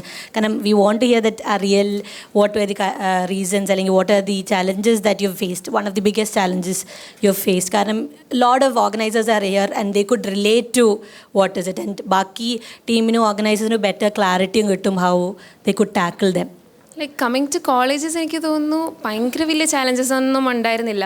കൂടുതലും ടൈം ലാഗിൻ്റെ ഒരു പ്രശ്നമാണ്. കാരണം നമ്മൾ വെച്ച ഷെഡ്യൂളും അവർ അല്ലാതെ വെച്ച ഷെഡ്യൂൾസും കൂടെ ഒരുമിച്ച് ഇതായി പോകാനായിട്ടൊരു ചെറിയൊരു ഇഷ്യൂ മാത്രമേ ഫേസ് ചെയ്തുള്ളൂ. പിന്നെ നമുക്ക് വന്നൊരു മേജർ ചാലഞ്ച് എന്ന് വെച്ചിട്ടുണ്ടെങ്കിൽ ഇപ്പോൾ പാർട്ടിസിപ്പൻസ് ആണെങ്കിലും അവർ രജിസ്റ്റർ ചെയ്യുമ്പം they will give the preferred locations. First location കൊടുക്കും, സെക്കൻഡ് കൊടുക്കും, തേർഡ് കൊടുക്കും. പക്ഷേ എത്ര കൊടുത്താലും അവർക്ക് ആ ഫസ്റ്റ് ലൊക്കേഷൻ തന്നെ വേണം എന്നുള്ളത് അവർക്ക് എപ്പോഴും അത് തന്നെ വേണം. അവർക്ക് സെക്കൻഡിലേക്ക് മൂവ് ഓൺ ചെയ്യാൻ അധികം താല്പര്യമില്ല. അപ്പം പക്ഷേ എന്തേലും നോക്കിയാൽ ഇപ്പോൾ ഒരു ലൊക്കേഷൻ ഫില്ലായി പോകും, ലിമിറ്റഡ് സ്ലോട്ട്സ് കഴിഞ്ഞ് കാണും. അപ്പം അതിലേക്ക് പിന്നെയും ടീമിനെ അലോക്കേറ്റ് ചെയ്യാൻ നമുക്ക് കുറച്ച് ബുദ്ധിമുട്ടുണ്ടായിരുന്നു. അതുകൊണ്ട് തന്നെ ചില പാർട്ടിസിപ്പൻസ് വേണ്ട വന്നില്ല എന്നൊക്കെ വെച്ചായിരുന്നു. സോ അത് മാത്രമാണ് ഒരു ചാലഞ്ചായിട്ട് വന്നത്. പിന്നെ ലാസ്റ്റ് ചേഞ്ചിൽ നമുക്ക് വെന്യൂസ് ആദ്യം തന്ന ഡേറ്റ് മാറ്റി വേറെ ഡേറ്റ് പെട്ടെന്നാക്കുമ്പം അതിൽ നമുക്ക് കുറച്ച് ചാലഞ്ചസ്. അല്ലാതെ ലൈക്ക് ഓർഗനൈസിങ് പാർട്ട് എനിക്ക് തോന്നുന്നില്ല. കോളേജസ് ആകെ എനിക്ക് തോന്നുന്നു ആ ഒരു ടൈം ലാഗിൻ്റെ ഇഷ്യൂ മാത്രമേ ഉണ്ടായിരുന്നുള്ളൂ. പിന്നെ നമ്മളായിട്ടുള്ള കമ്മ്യൂണിക്കേഷനിലും ചെറിയൊരു ഇഷ്യൂ വന്നു, പക്ഷേ സോർട്ട് ഔട്ട് ചെയ്യാൻ പറ്റുന്നേ ഉള്ളായിരുന്നു, കുഴപ്പമില്ലായിരുന്നു. So coming to Varsha, because like as an organizer, വർഷയ്ക്ക് ഈ ടീമിനെല്ലാം ലൈക്ക് ഹാൻഡിൽ ചെയ്ത്, because you were handling around 28 venues with your interns. So how was that for you? And also another question I wanted to add was, നമ്മൾ usually ഒരു hackathon നടത്തുമ്പോൾ ഒരു problem statement ഉണ്ടാവും, അതിൻ്റെ സൊല്യൂഷൻസ് കണ്ടുപിടിക്കുക എന്നുള്ളൊരു ഇതാണ്. പക്ഷേ this time Tinkerhack 2.0 or Tinkerhack was generally very different. അങ്ങനത്തെ ഒരു അപ്രോച്ച് കംപ്ലീറ്റ്ലി മാറ്റിയിട്ട് how did you come up with the approach, and what is your reasoning why you have implemented that? So ഒരു hackathon vibe ഞാൻ actually ഇതിനു മുമ്പും women ഹാക്കത്തോൺസിന് പോയിട്ടുണ്ട്. So what happens there is ഇവിടെ ഇപ്പോൾ ഒരു 2 ദിവസം ഇവർ ഇരുന്നിരുന്ന് ആലോചിച്ചു മോസ്റ്റ് പ്രോബ്ലി ഭയങ്കര വിമൻ സേഫ്റ്റി എന്നുള്ള ഒരു വിമൻ ഒള്ളി സാധനം ബിൽഡ് ചെയ്യും. And they had actually points for women എത്ര ഓറിയൻറ്റഡ് ആവുന്നു എന്നുള്ളത്. And I have seen ideas where ഞാൻ വിമൻ ഒള്ളി ബസ് ഉണ്ടാക്കി ആ ബസ്സിന് ഫുള്ള് ആപ്പ് ഉണ്ടാക്കും എന്ന് പറയുന്ന Figma പ്രോട്ടോടൈപ്സിന് they are actually giving prizes. So but then Figma നല്ലതാണ്, ഞാൻ അത് പറഞ്ഞിട്ടില്ല. But then എൻ്റെ വിഷനിൽ in a hackathon apart from ആ ഒരു competition vibe where എല്ലാവരും should work for getting the results or getting the prizes, apart from that എനിക്ക് വേണ്ടിയിരുന്നത് a place where 1100 women can actually have that vibe of working. Or ഇപ്പോൾ നിങ്ങൾ tech സാധനങ്ങളിൽ work ചെയ്യുന്ന ആൾക്കാരാണെങ്കിൽ അറിയായിരിക്കും, I've always seen this, if you have the logic to build something, syntaxes that you get from Google. Like ഞാൻ എപ്പോഴും ശ്രദ്ധിച്ചിട്ടുണ്ട്, and it is really easy to build something but it is difficult to debug it. ഇപ്പം എന്തൊരു solution വേണമെന്നുണ്ടെങ്കിലും ഒരുപാട് സാധനങ്ങൾ ടെക്കിൽ existing ആണ്. You can just Google, you can go find answers, you can copy paste it, but sometimes it works. But that making it work, ഞാൻ ടിങ്കർഹാക്കിന് പറഞ്ഞിട്ടുണ്ടായിരുന്നു, you can go to Google.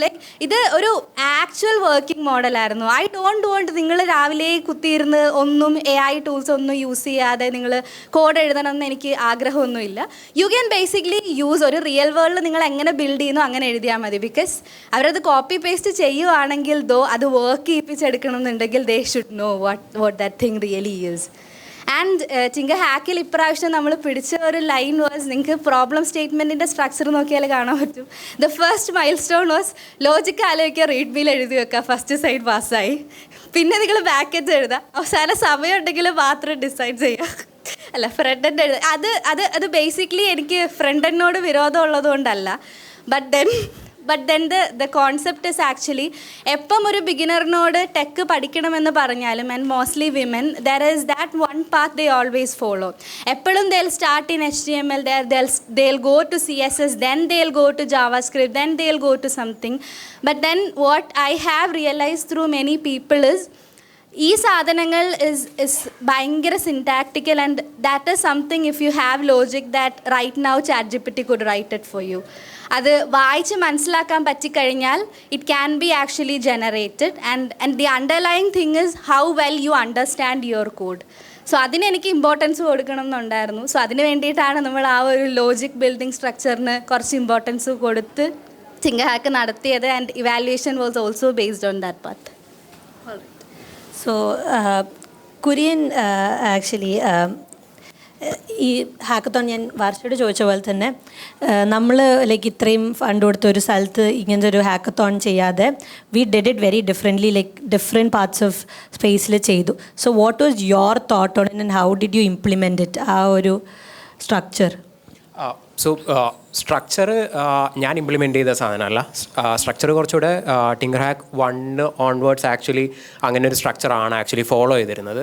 So എൻ്റെ അതിലുള്ള ലേണിംഗ് സൈഡല്ല, സോഫാർ ഉള്ളതിലുള്ളൊരു ലേണിംഗ് എന്താണെന്ന് വെച്ച് കഴിഞ്ഞാൽ, woman എക്സ്ക്ലൂസീവായിട്ട് even Rolls ആണെന്നുണ്ടെങ്കിൽ, I mean ഞാൻ ഇൻസൈഡ് ടിങ്കർഹബാണ് ഞാൻ പറയുന്നത്, ഇപ്പം നമ്മൾ ഇൻറ്റേൺഷിപ്സ് ആണെന്നുണ്ടെങ്കിലും പ്രോഗ്രാംസ് ആണെന്നുണ്ടെങ്കിലും വുമൺ എക്സ്ക്ലൂസീവായിട്ട് നമ്മൾ പബ്ലിക്കലി പ്രസൻറ്റ് ചെയ്തിട്ടുണ്ടെന്നുണ്ടെങ്കിൽ അതിൽ ഭയങ്കര large set of womens, especially വേറെ പ്രോഗ്രാംസ്, നമ്മൾ ഡേറ്റ നോക്കുകയാണെന്നുണ്ടെങ്കിൽ ബാക്കിയുള്ള പ്രോഗ്രാംസിന് അപ്ലൈ ചെയ്യാത്ത പുതിയ സെറ്റ് ഓഫ് ആൾക്കാർ ആക്ച്വലി അതിനെ അപ്ലൈ ചെയ്യുന്നത് ട്രെൻഡ് ഭയങ്കരമായിട്ട് കാണാറുണ്ട്.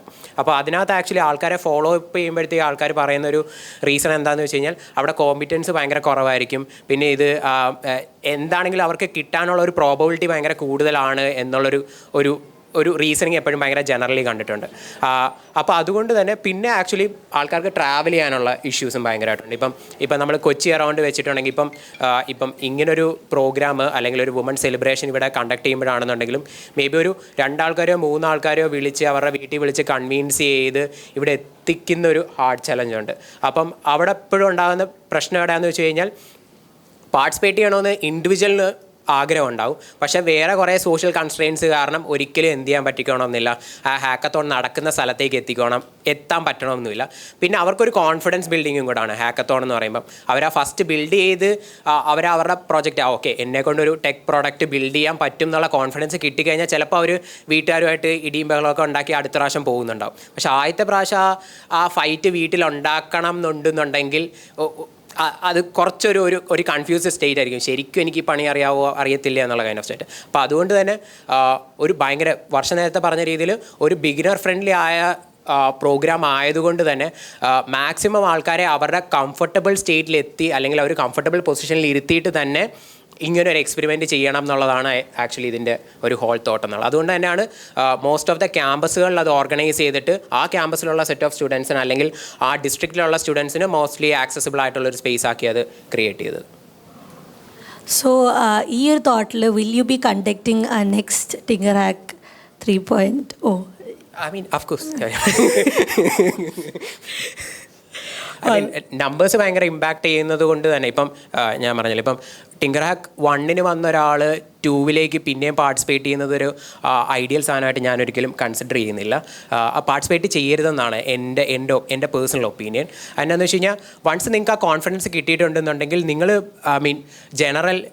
ജനറൽ പ്രോഗ്രാംസിലേക്ക് പോകുക, അല്ലെങ്കിൽ ഇതിനേക്കാൾ ഹാർഡ് ചലഞ്ചിങ് ആയിട്ടുള്ള കൈൻഡ് ഓഫ് ഹാക്കത്തോൺസിലേക്കോ പ്രോഗ്രാംസിലേക്കോ അല്ലെങ്കിൽ എന്തെങ്കിലും സ്വന്തമായിട്ട് ബിൽഡ് ചെയ്യാനായിട്ട് പോകുക.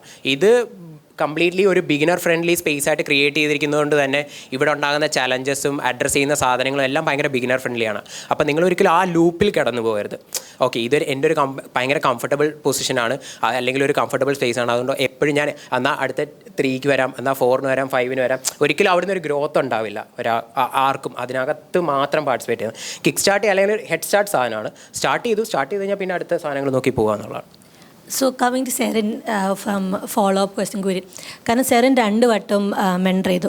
അപ്പോൾ what is the change in participants approach അല്ലെങ്കിൽ കൺസേൺസ്, അല്ലെങ്കിൽ 1 ചെയ്ത ആൾക്കാരെ were you able to find in 2 and is there any change in the participants അപ്രോച്ചിലോ തോട്ട് പ്രോസസ്സിലോ അങ്ങനെ എന്തെങ്കിലും ചേഞ്ചോ അത് പറഞ്ഞു? കാരണം ഫ്രം വാട്ട് കുര്യൻ്റെ ഫോളോ അപ്പ് ആയിട്ട്, so what do you think?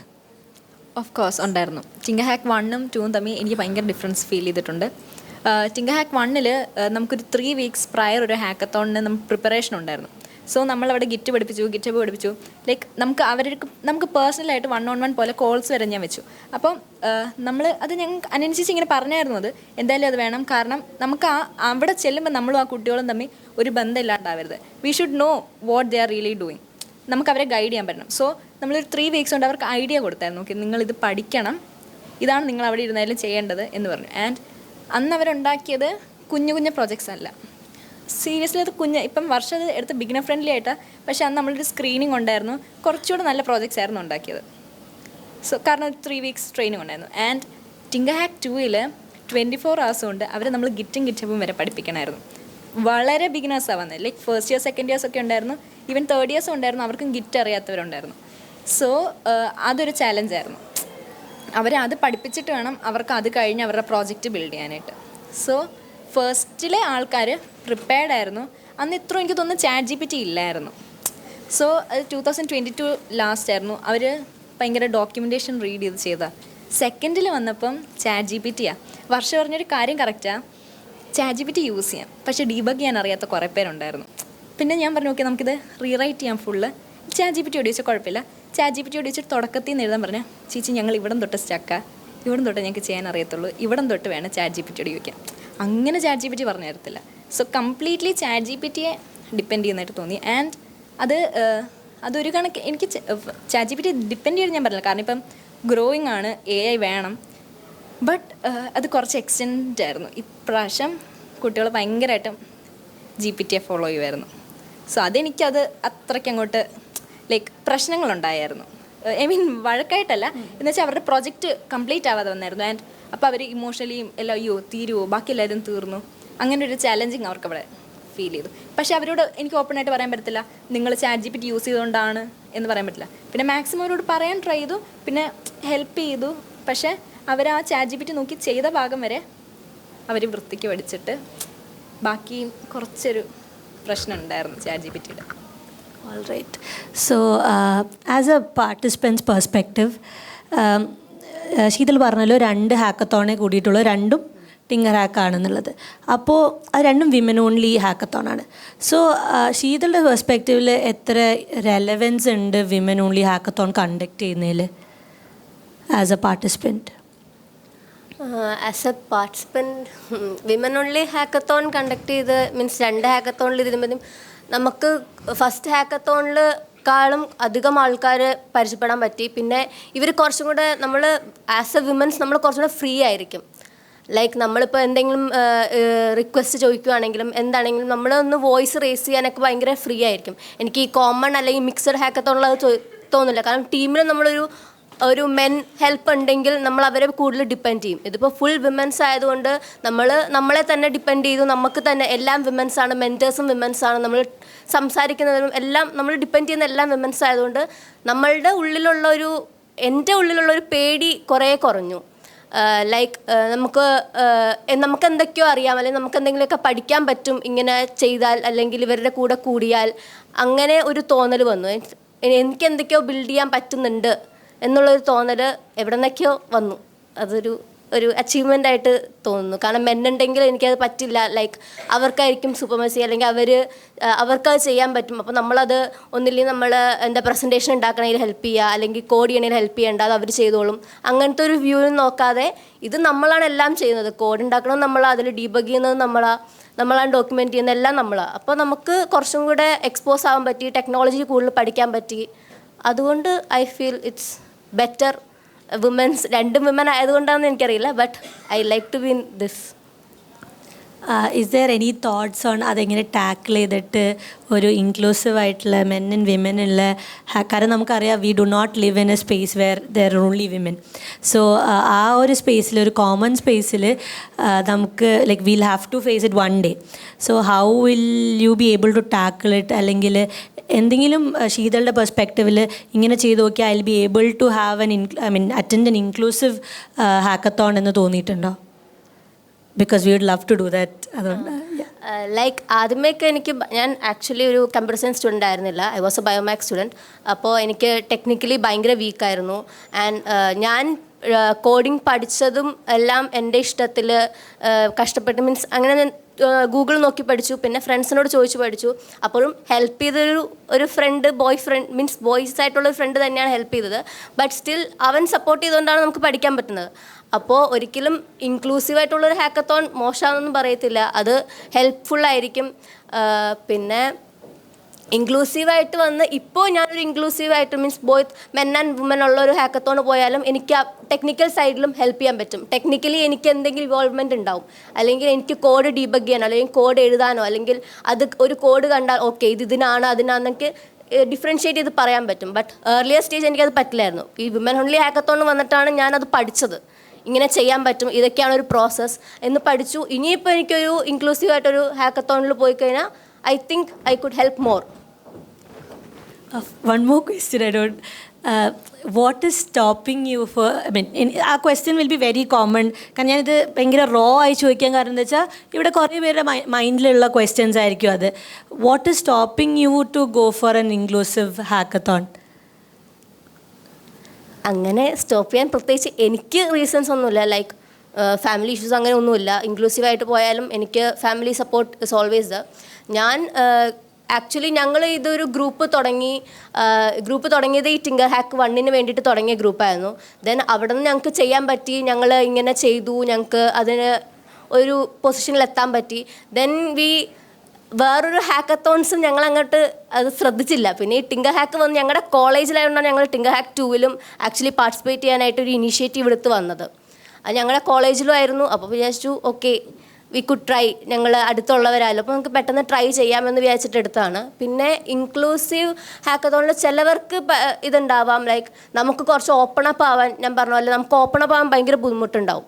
ഒരു സ്റ്റേജ് എത്തുമ്പോൾ എത്ര ബോയ്സ് എത്ര അടുത്തുള്ളവരാണെങ്കിലും നമ്മളുടെ ഉള്ളിലുള്ള തോട്ട്സ് അവർ ചിലപ്പോൾ ഇൻഫീരിയർ ആയിട്ട് കാണാൻ ചാൻസ് ഉണ്ട്. ലൈക്ക് നമ്മുടെ ഐഡിയാസ് അവരുടെ ഐഡിയാസുമായിട്ട് ഭയങ്കര വ്യത്യാസം ഉണ്ടാവും. നമ്മൾ പറയുന്നത് കോൺഫ്ലിക്റ്റിംഗ് ആവാം. അങ്ങനത്തെ ഒക്കെ ഒരു മൈൻഡ് സെറ്റ് ഉണ്ടെങ്കിൽ അത് മാറ്റി വയ്ക്കുക. എപ്പോഴും നമ്മളുടെ ഉള്ളിൽ എന്തുണ്ടോ അത് പറയുക. അതിപ്പോൾ തെറ്റാണെങ്കിൽ അവർക്ക് തിരുത്തി തരാം, അല്ലെങ്കിൽ വേറൊരാൾക്ക് തിരുത്തി തരാം. അതൊരു വലിയൊരു ഇൻഫീരിയർ ആയിട്ട് കാണരുത്. ലൈക്ക് എന്തുണ്ടെങ്കിലും നമ്മൾ ടെക്നിക്കൽ സൈഡായാലും ഡോക്യുമെൻറ്റേഷൻ സൈഡായാലും ഹെൽപ്പ് ചെയ്യാൻ നോക്കുക. All right. So Hima actually ഇപ്പോൾ പറഞ്ഞല്ലോ ഇവർക്ക് ലൈക്ക് നമുക്ക് വീട്ടിൽ നിന്ന് ഇഷ്യൂസ് ഉണ്ടാവും, കാര്യങ്ങളുണ്ടാവും. എസ്പെഷ്യലി ഒരു ഓവർനൈറ്റ് ഹാക്കത്തോൺ നടത്തുകയാണെങ്കിൽ, കാരണം ഞാൻ സ്പേസിൽ നടത്തുന്ന സമയത്തും എല്ലാവരുടെയും ക്വസ്റ്റ്യൻ വാസ് രാത്രി ഇവിടെ നിൽക്കേണ്ടി വരില്ലേ, അപ്പോൾ വീട്ടിൽ പോകണ്ടേ, was the initial question that popped up. അപ്പോൾ ആ ഒരു ലൈക്ക് അതെങ്ങനെയാണ്, അതിൽ നിന്ന് ലേണിങ്സ് എന്താണ് ഒരു ഓവർനൈറ്റ് ഹാക്കത്തോൺ നടത്തിയപ്പോൾ, അതുപോലെ തന്നെ അതെങ്ങനെയാണ് ലൈക്ക് ഹിമ ഹാൻഡിൽ ചെയ്ത പാർട്ടിസിപ്പൻസിൻ്റെ സൈഡിൽ നിന്ന്? സോ നമുക്ക് ചില കോളേജിൽ ഓർഗനൈസ് ചെയ്തവർ നമ്മളോട് വിളിച്ച് പറഞ്ഞിട്ടുണ്ടായിരുന്നു, അതായത് ഇങ്ങനെ ഒരു പാർട്ടിസിപ്പൻറ്റിനെ വിടാൻ പ്രശ്നമുണ്ട് എന്നുള്ളത്. സോ അത് നമ്മൾ അവരെ ആണെങ്കിലും കോൺടാക്റ്റ് ചെയ്ത് അവരോടായിട്ട് ചാറ്റ് ചെയ്ത് നമ്മൾ പറഞ്ഞു കൊടുത്തു ഇങ്ങനെയൊക്കെയാണ് കാര്യങ്ങൾ എന്നുള്ളത് പറഞ്ഞു കൊടുത്ത് ഓക്കെ ആക്കിയിട്ടുണ്ട്. പിന്നെ ചില കോളേജസിൽ അവർക്ക് മെൻറ്റേഴ്സിനെ വെക്കണമെങ്കിലും അത് വുമൺ മെൻറ്റേഴ്സ് ആയിരിക്കണം, മെൻ പറ്റില്ല എന്നുള്ളതൊക്കെ ഉണ്ടായിരുന്നു. സോ അത് അവസാനം ഒപ്പിച്ച് കൊടുത്തു. ചിലവർ വുമൻസിന് തന്നെ, അതായത് വേറെ കോളേജിൽ നിൽക്കുന്നവരാണെങ്കിലും അവർ at same time parallelly 2 organizing വെന്യൂസിനെയും അറ്റൻഡ് ചെയ്ത് പോകേണ്ട കേസസൊക്കെ വന്നു. സോ ആ ഒരു രീതിയിൽ സോർട്ട് ഔട്ട് ചെയ്യാൻ പറ്റുള്ളൂ, അല്ലാതെ നമുക്ക് ടോട്ടലി അത് മാറ്റാൻ പറ്റില്ല. സോ വർഷ, നമുക്കിപ്പോൾ like we would love to know what is the, ഇപ്പോൾ എത്ര കോളേജിൽ നമുക്ക് നടത്താൻ പറ്റി, and what all like impacts നമുക്ക് എത്ര ഉണ്ടാക്കാൻ പറ്റി എന്ന് if you could explain in detail it would be nice to know the. Tinkerhack was actually conducted around 28 venues. നമുക്ക് കേരളത്തിൻ്റെ മിക്ക ജില്ലകളിലും വെന്യൂസ് ഉണ്ടായിരുന്നു, ആൻഡ് ചില ജില്ലകളിൽ മൾട്ടിപ്പിൾ വെന്യൂസ് ഉണ്ടായിരുന്നു.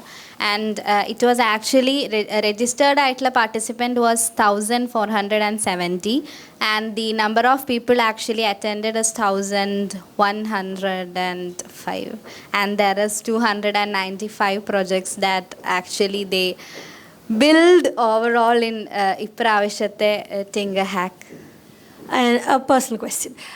I know Varsha as a person, she's like ഭയങ്കര nerd അല്ലെങ്കിൽ ഭയങ്കര maker vibe. So this is another thing that you've tried out, operating an event of this large scale. So other like what was your learning and how was your experience? Okay, I should be very honest. അങ്ങനെയാണോ? If I need to be really honest, I haven't organized a hackathon before. നിങ്ങൾക്ക് എല്ലാവർക്കും അറിയാം, നിങ്ങൾ എന്നെ പല സ്ഥലത്ത് കേട്ടിട്ടുണ്ടാവും, but എന്നെ ഒരു ഓർഗനൈസറായിട്ടോ അല്ലെങ്കിൽ ഒരു പീപ്പിൾ ഡസൻ നോ ആക്ച്വലി ഞാൻ ലൈക്ക് മിക്ക ഒരു ഹാക്കത്തോണിൻ്റെ ഒരു മെയിൻ ഓർഗനൈസറായിട്ടോ അല്ലെങ്കിൽ കോളേജിൽ വന്നതിന് ശേഷം അങ്ങനെ ഒരു റോളിൽ you might not have heard me. And being a fellow in Tinkerhub തന്നെ വാസ് ഒരു challenge, that ഒരു പുതിയ സാധനം which I thought to try out. And Tinkerhack ഇത് ആക്ച്വലി ഞാൻ ഇരുന്ന് ആലോചിച്ച് നമ്മൾ ഇന്നലെ വർക്ക്ഷോപ്പൊക്കെ ചെയ്തതുപോലെ മോട്ടീവ് ഉണ്ടാക്കി അങ്ങനെയൊന്നും ആക്ച്വലി ചെയ്ത ഒരു സാധനമല്ല. Just came on the way ആണ്, ടു ബി വെരി ഓണസ്റ്റ്. ഇത് നമ്മൾ ഒരു ദിവസം അരുന്ധതി എൻ്റെ അടുത്ത് വന്നിട്ട് പറഞ്ഞു, വർഷ നമുക്ക് മിനിമം 500 ആൾക്കാരെ Tinkerhackന് പാർട്ടിസിപ്പേറ്റ് ചെയ്യണം, എനിക്ക് ഇപ്പോൾ 1200 പേരെ അക്കോമഡേറ്റ് ചെയ്യാനുള്ള വെന്യൂ വേണം. ഒരു evening when I came back from college, that is where all it started. And അന്ന് ഞാൻ ഇരുന്ന് കേരളത്തിലുള്ള എല്ലാ കോളേജിലെയും വിമൻ ഇൻ ടെക് ഫെസിലിറ്റേറ്റേഴ്സിനെ വിളിച്ചു, സംസാരിച്ചു. ആൻഡ് അങ്ങനെ വി മെയ്ഡ് കുറച്ച് venues and we started the outreach, we started registration. ഇത് തുടങ്ങി കഴിഞ്ഞപ്പോഴാണ് മനസ്സിലായത് എല്ലാ ആൾക്കാർക്കും നടത്തണമെന്ന്. പിന്നെ ഞാൻ നോക്കുമ്പോൾ ഓരോ ദിവസവും ഓരോ കോളേജസ് ആയിട്ട് they are coming up, popping up, can I conduct Tinkerhack. അങ്ങനെ അവസാനം ഒരു 28 വെന്യൂസൊക്കെ ആയപ്പോഴേക്കും ഞാൻ ട്രെയിൻഡ് ഔട്ടായി. അങ്ങനെയല്ല, the whole team it was, we planned it to conduct for 2 weeks, but it lasted. ഒരു അഡീഷണൽ വെന്യൂ കൂടെ 4 റൗണ്ട്സിലായിട്ട് വി ഹാഡ് Tinkerhack. അതിനകത്ത് ചില Tinkerhacksനകത്ത് we had really wonderful sessions. നമുക്ക് ഒരു Tinkerhackൽ 9-10 we had a women speaker from NVIDIA who spoke for the morning. And 1 we had ഒരു 2-3 ഉണ്ടായിരുന്നതിൽ we had a judge actually, the one who evaluated was from NVIDIA. അങ്ങനെ we had അങ്ങനത്തെ കുറച്ച് interaction സാധനങ്ങൾ we were able to make it up, and അതും ഒരു large പെർസ്പെക്റ്റീവിൽ സാധനങ്ങൾ എല്ലാ ആൾക്കാർക്കും കാണാനും ഇൻട്രാക്ട് ചെയ്യാനായിട്ടും, and those are things which I really think which actually impacted on. അങ്ങനെയാണ് Tinkerhack നടന്നത്. And throughout Tinkerhack it was എൻ്റെ figuring out phase, because first 24-25 വെന്യൂവിൽ Tinkerhack ഉണ്ടായിരുന്ന സമയത്ത് ഐ വാസ് ഇത് ആക്ച്വലി ഞാൻ വിചാരിച്ചത് എൻ്റെ ഒരു പെർസ്പെക്റ്റീവ് ഓഫ് മേക്കിംഗ് ഇസ് ഗിറ്റപ്പോ എന്ന് ഞാൻ ആൾക്കാർക്ക് ആദ്യമേ പറഞ്ഞു കൊടുക്കേണ്ട. ഇതിന് ഇനീഷ്യലി എൻ്റെ തോട്ട് വാസ് ആൾക്കാർ പ്യുവർലി ലോജിക്ക് ആലോചിച്ചോട്ടെ, ആൾക്കാർ പ്യുവർലി സാധനങ്ങൾ ഉപയോഗിച്ച് ബിൽഡ് ചെയ്തോട്ടെ, ആൻഡ് ഓൺ ദ ഗോ ആൾക്കാർ ഫിഗർ ചെയ്തോട്ടെ. അപ്പോൾ അവർക്ക് ആ ഒരു മേക്കർ മൈൻഡ് സെറ്റ് കിട്ടി, ആ ഒരു ഇൻഡിവിജ്വൽ ബിൽഡിങ്ങിനുള്ള വൈബ് കിട്ടും എന്നുള്ളതായിരുന്നു എൻ്റെ ഇനീഷ്യൽ ആയിട്ടുണ്ടായിരുന്ന that was my method which ഞാൻ വിചാരിച്ചിരുന്നത്. ആൻഡ് അങ്ങനത്തെ ഒരു ട്രൈയിങ് ഔട്ടായിരുന്നു ദ വെന്യൂ 24-25 ഉണ്ടായിരുന്നത്, വിച്ച് ഇവരെല്ലാവരും വാസ് മെൻറ്റേഴ്സ്. സോ അന്ന് there was something which pop up. ആൾക്കാർ ഇതിൽ ഞാൻ വിചാരിച്ചിരുന്നത്, അല്ലെങ്കിൽ എൻ്റെ ഒരു ഇതിൽ ഇറ്റ് വാസ് ഗിറ്റൊക്കെ ഒരു കൊളാബറേറ്റീവ് ടൂൾ. അത് ഇന്ന് പഠിച്ചില്ലെങ്കിൽ അവർക്ക് നാളെ പഠിക്കാം, ഓൺ ദ ഗോ അവർക്ക് പഠിക്കാൻ പറ്റും. അത് ഇത്രയും സമയം എടുത്ത് പഠിക്കേണ്ട എന്നുള്ളതായിരുന്നു. ബട്ട് അത് ആൾക്കാർ പഠിച്ചിട്ടേ അടുത്തത് ചെയ്യത്തുള്ളൂ, ഓർ അതിൻ്റെ ഒരു നീഡ് എനിക്ക് മനസ്സിലായത് വാസ് ഓൺ 24-25. ആൻഡ് അത് കഴിഞ്ഞിട്ടുള്ള വെന്യൂസിൽ വി എൻഷുർഡ് ഇതിൻ്റെ എല്ലാ സെഷൻസ് മുന്നേ നടക്കുന്നുണ്ട് എന്നുള്ള കാര്യം.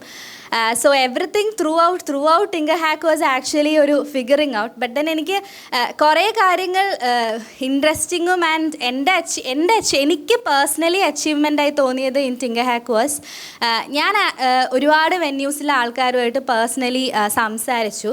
അപ്പം there was different venues in which ഭയങ്കര ബിഗിനേഴ്സായിട്ട് വന്നവർ, ഞാൻ കൊടുത്ത പ്രോബ്ലം സ്റ്റേറ്റ്മെൻറ്റ്സ് വാസ് നിങ്ങൾക്ക് നോക്കിയാൽ കാണാൻ പറ്റും. മൈക്രോസോഫ്റ്റ് ഒക്കെ പോലെയുള്ള ഇങ്ങനെ നിങ്ങൾ നോക്കിക്കഴിഞ്ഞ് കഴിഞ്ഞാൽ ഭയങ്കര കുഞ്ഞു like we had A range of problem statements. നമുക്ക് RSA എൻക്രിപ്ഷൻ ചെയ്യാൻ തൊട്ട് ടു ഡു ലിസ്റ്റ് ഉണ്ടാക്കാൻ വരെയുള്ള പ്രോബ്ലം സ്റ്റേറ്റ്മെൻറ്റ്സ് ഉണ്ടായിരുന്നു. So she was one who implemented ഒരു എൻക്രിപ്ഷൻ സാധനം. ഓക്കെ, എൻക്രിപ്ഷൻ എന്ന് പറഞ്ഞു, ദെയർഫോർ ഇതിനൊക്കെ പോയിട്ടുണ്ട്.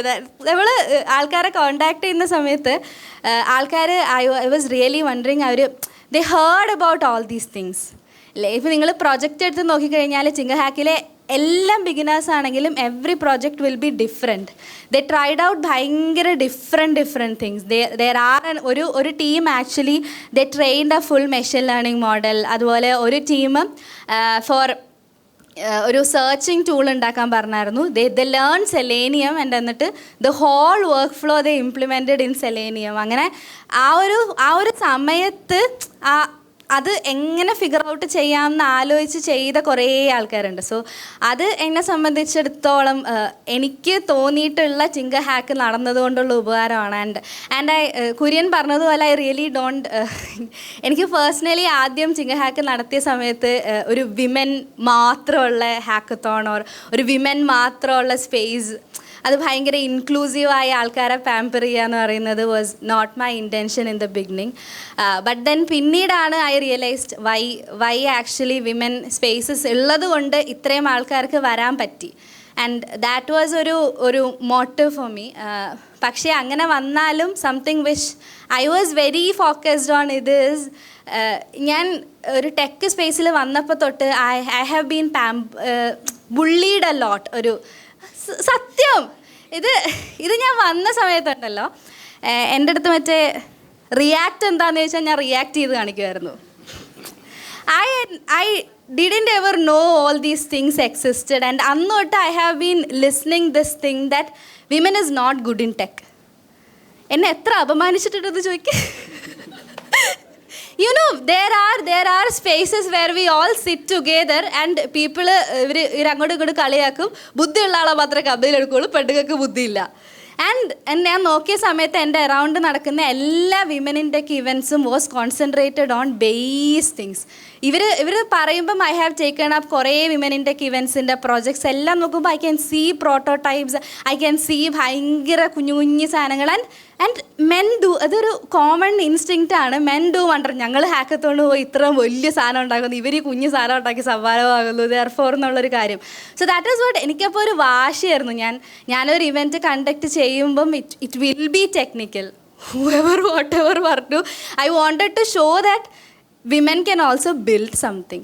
സോ അതായിരുന്നു ആക്ച്വലി എനിക്കുണ്ടായിരുന്ന ഒരു പ്രൈം മോട്ടീവ് എന്ന് പറയുന്നത്. Apart from gender, we are all talking about cerebral equity. When we talk about gender equality, we ഡോട്ടിക്ക് ഞാൻ അവിടെ ചെന്നിട്ട് ഇടിച്ച് തോപ്പിക്കുന്നൊന്നും ഞാൻ പറയത്തില്ല, അത് അറിയത്തേ ഉള്ളൂ. So I just want like ഒരു വിമൻ ഇവൻ്റ് ആണ്, ഒരു വിമൻ ഇവൻ്റ് ആണ് അങ്ങനെ പറയാൻ പാടില്ല, ഒരു വിമൻ ഇവൻ്റ് ആണ്. And women were able to do something which എല്ലാ ജെൻഡറും ഉള്ള ഹാക്കത്തോണിൽ many people were not able to build. അത് തന്നെയായിരുന്നു എനിക്ക് കാണിക്കേണ്ടത്. And up to a point വരെ എനിക്കത് ചെയ്യാൻ പറ്റിയെന്നുള്ളതിൽ I am really proud about. ഇപ്പം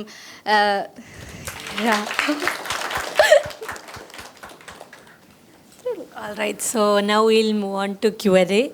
People who wants to ask questions can raise. Questions on ചോദിക്കാം എല്ലാവർക്കും? ആർക്കുമില്ല? He has a question. Alex.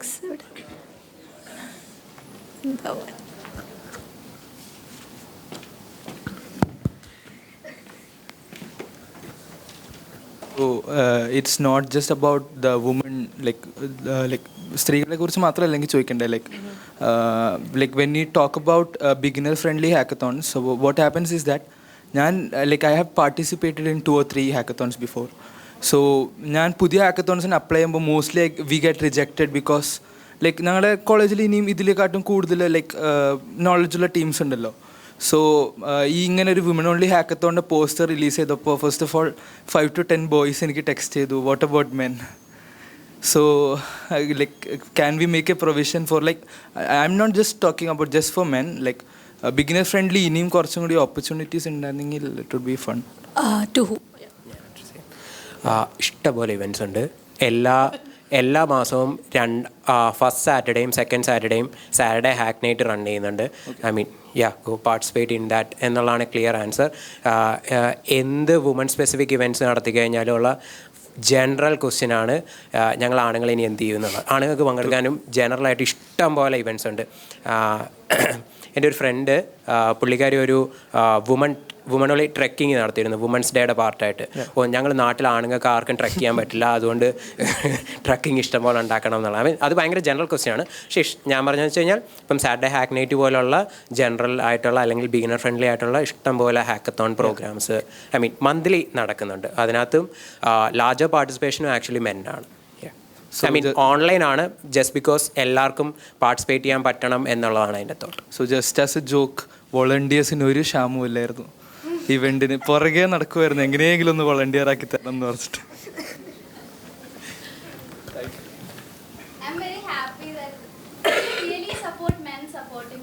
ഞങ്ങൾ ഇവിടെ ഒരു women only cult is not what Tinkerhub is aiming to build, you know. We want equity in every space.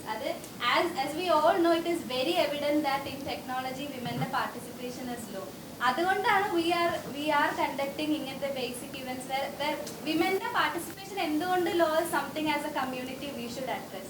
We do care for every genders out there.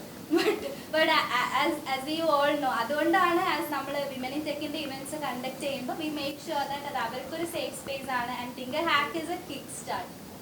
And if we conduct a big event, it would be obviously for all genders. As a women in tech fellow, I'll ensure that.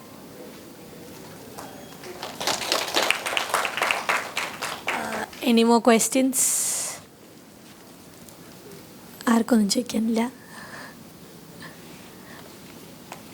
I know കുറേ ഓർഗനൈസേഴ്സും ഉണ്ട്.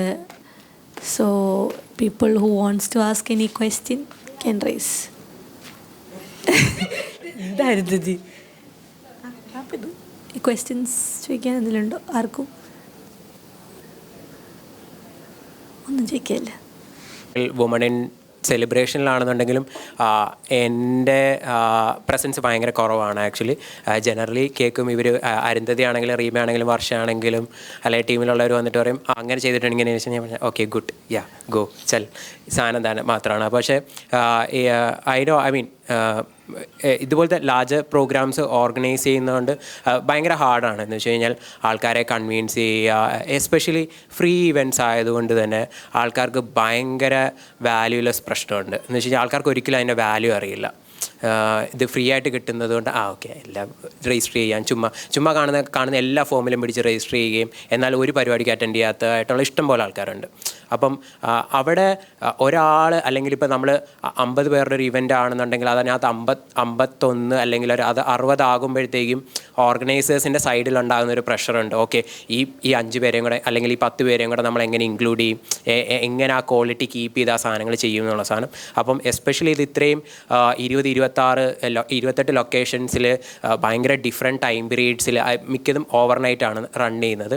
അപ്പം അത് actually run ചെയ്യുക, അത് manage ചെയ്യുക. ഇപ്പം ടിങ്കർഹബിൻ്റെ സൈഡിൽ നിന്നാണെന്നുണ്ടെങ്കിലും വെന്യൂസിൻ്റെ I mean അല്ലെങ്കിൽ ഹോസ്റ്റ് ചെയ്ത സ്പേസുകളുടെ സൈഡിൽ നിന്നാണെന്നുണ്ടെങ്കിലൊക്കെ അവരിട്ടിരിക്കുന്ന എഫേർട്ട് എന്ന് പറയുന്നത് വെരി ഹ്യൂജ് എഫേർട്ടാണ്. ഐ മീൻ പലരെയും പല ടൈമിലായിട്ട് കൺവീൻസ് ചെയ്തിട്ടാണ് പല ക്യാമ്പസുകളും ആ ഇവൻറ്റ് റൺ ചെയ്തത് അവർ വാല്യൂ അഡിഷൻ. അപ്പം of course I mean I am so proud of my team എന്നുള്ള സാധനം പറയും.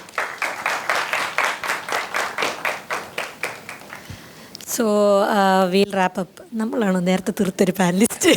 സംശയമുണ്ട് ടൈമിൽ. Okay all right. അലക്സ്, ഞങ്ങളുടെ കോളേജ് ഓർഗനൈസ് ചെയ്ത സമയത്ത് one of the biggest challenges was of course everything registrations തൊട്ട് എല്ലാം ടിങ്കർഹബ് ഹെൽപ്ഡ്. പക്ഷേ the one thing was funding കിട്ടാൻ ഭയങ്കര ബുദ്ധിമുട്ടായിരുന്നു. അപ്പോൾ ലൈക്ക് ഓർഗനൈസ് ചെയ്ത ആരെങ്കിലും ഉണ്ടെങ്കിൽ could you just share how you arranged for that? Because നമുക്ക് ഭയങ്കര ഡിഫിക്കൽട്ടായിരുന്നു. കുറേ പേരെ വിളിച്ചു, ഓരോരുത്തരുടെ വായിലിരിക്കുന്നതൊക്കെ കേട്ടു, പിന്നെ കാല് പിടിച്ച് അവസാനം ഒപ്പിച്ചു. ഈവൻ ഇപ്പോഴും ഞങ്ങൾക്ക് ഫണ്ട് റിലീസ് ചെയ്തിട്ടില്ല അവിടെ നിന്ന്, നമ്മൾ കൈ നിട്ടിട്ടാണ് ചെയ്തത് ആദ്യം. സോ ഫണ്ടിങ്ങിനെ കുറിച്ച് ലൈക്ക് ഇത് ചെയ്ത് സക്സസ്ഫുള്ളി ഓർഗനൈസ് ചെയ്ത് ആർക്കെങ്കിലും ഒന്ന് പറഞ്ഞുതരാൻ പറ്റുമെങ്കിൽ it would be great. Specifically ആരെങ്കിലും പറയുന്നതായിരിക്കും. പക്ഷെ എന്തുകൊണ്ടാണ് അത് അങ്ങനെ കീപ്പ് ചെയ്യുന്നത് എന്നുള്ള സാധനം ഞാൻ ലേറ്റർലി എക്സ്പ്ലെയിൻ ചെയ്യും. ഇല്ല ഐ മീൻ ഓർഗനൈസിങ് സൈഡിൽ നിന്ന് ആരെങ്കിലും പറയണമെന്നുണ്ടെങ്കിൽ one thing would be sponsorships. That actually works. നമ്മൾ if I'm sure HP ഒരു കോളേജിനായിട്ട് സ്പോൺസർഷിപ്പ് യാ എക്സാക്ട്ലി. സോ അങ്ങനെ sponsorship would be one way.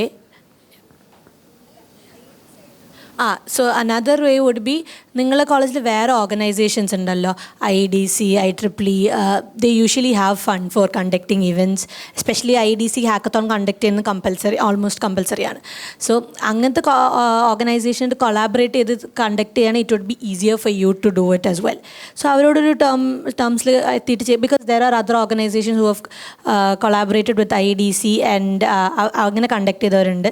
So you could contact you could collaborate with IDC, IEEE or other organizations who believe in the same thing. അല്ലെങ്കിൽ അവർ conduct ചെയ്യാൻ താല്പര്യമുണ്ട്, അവർക്ക് fund ഉണ്ടെങ്കിൽ you can definitely approach them and collaborate. That would be the first thing you could do along with sponsorship.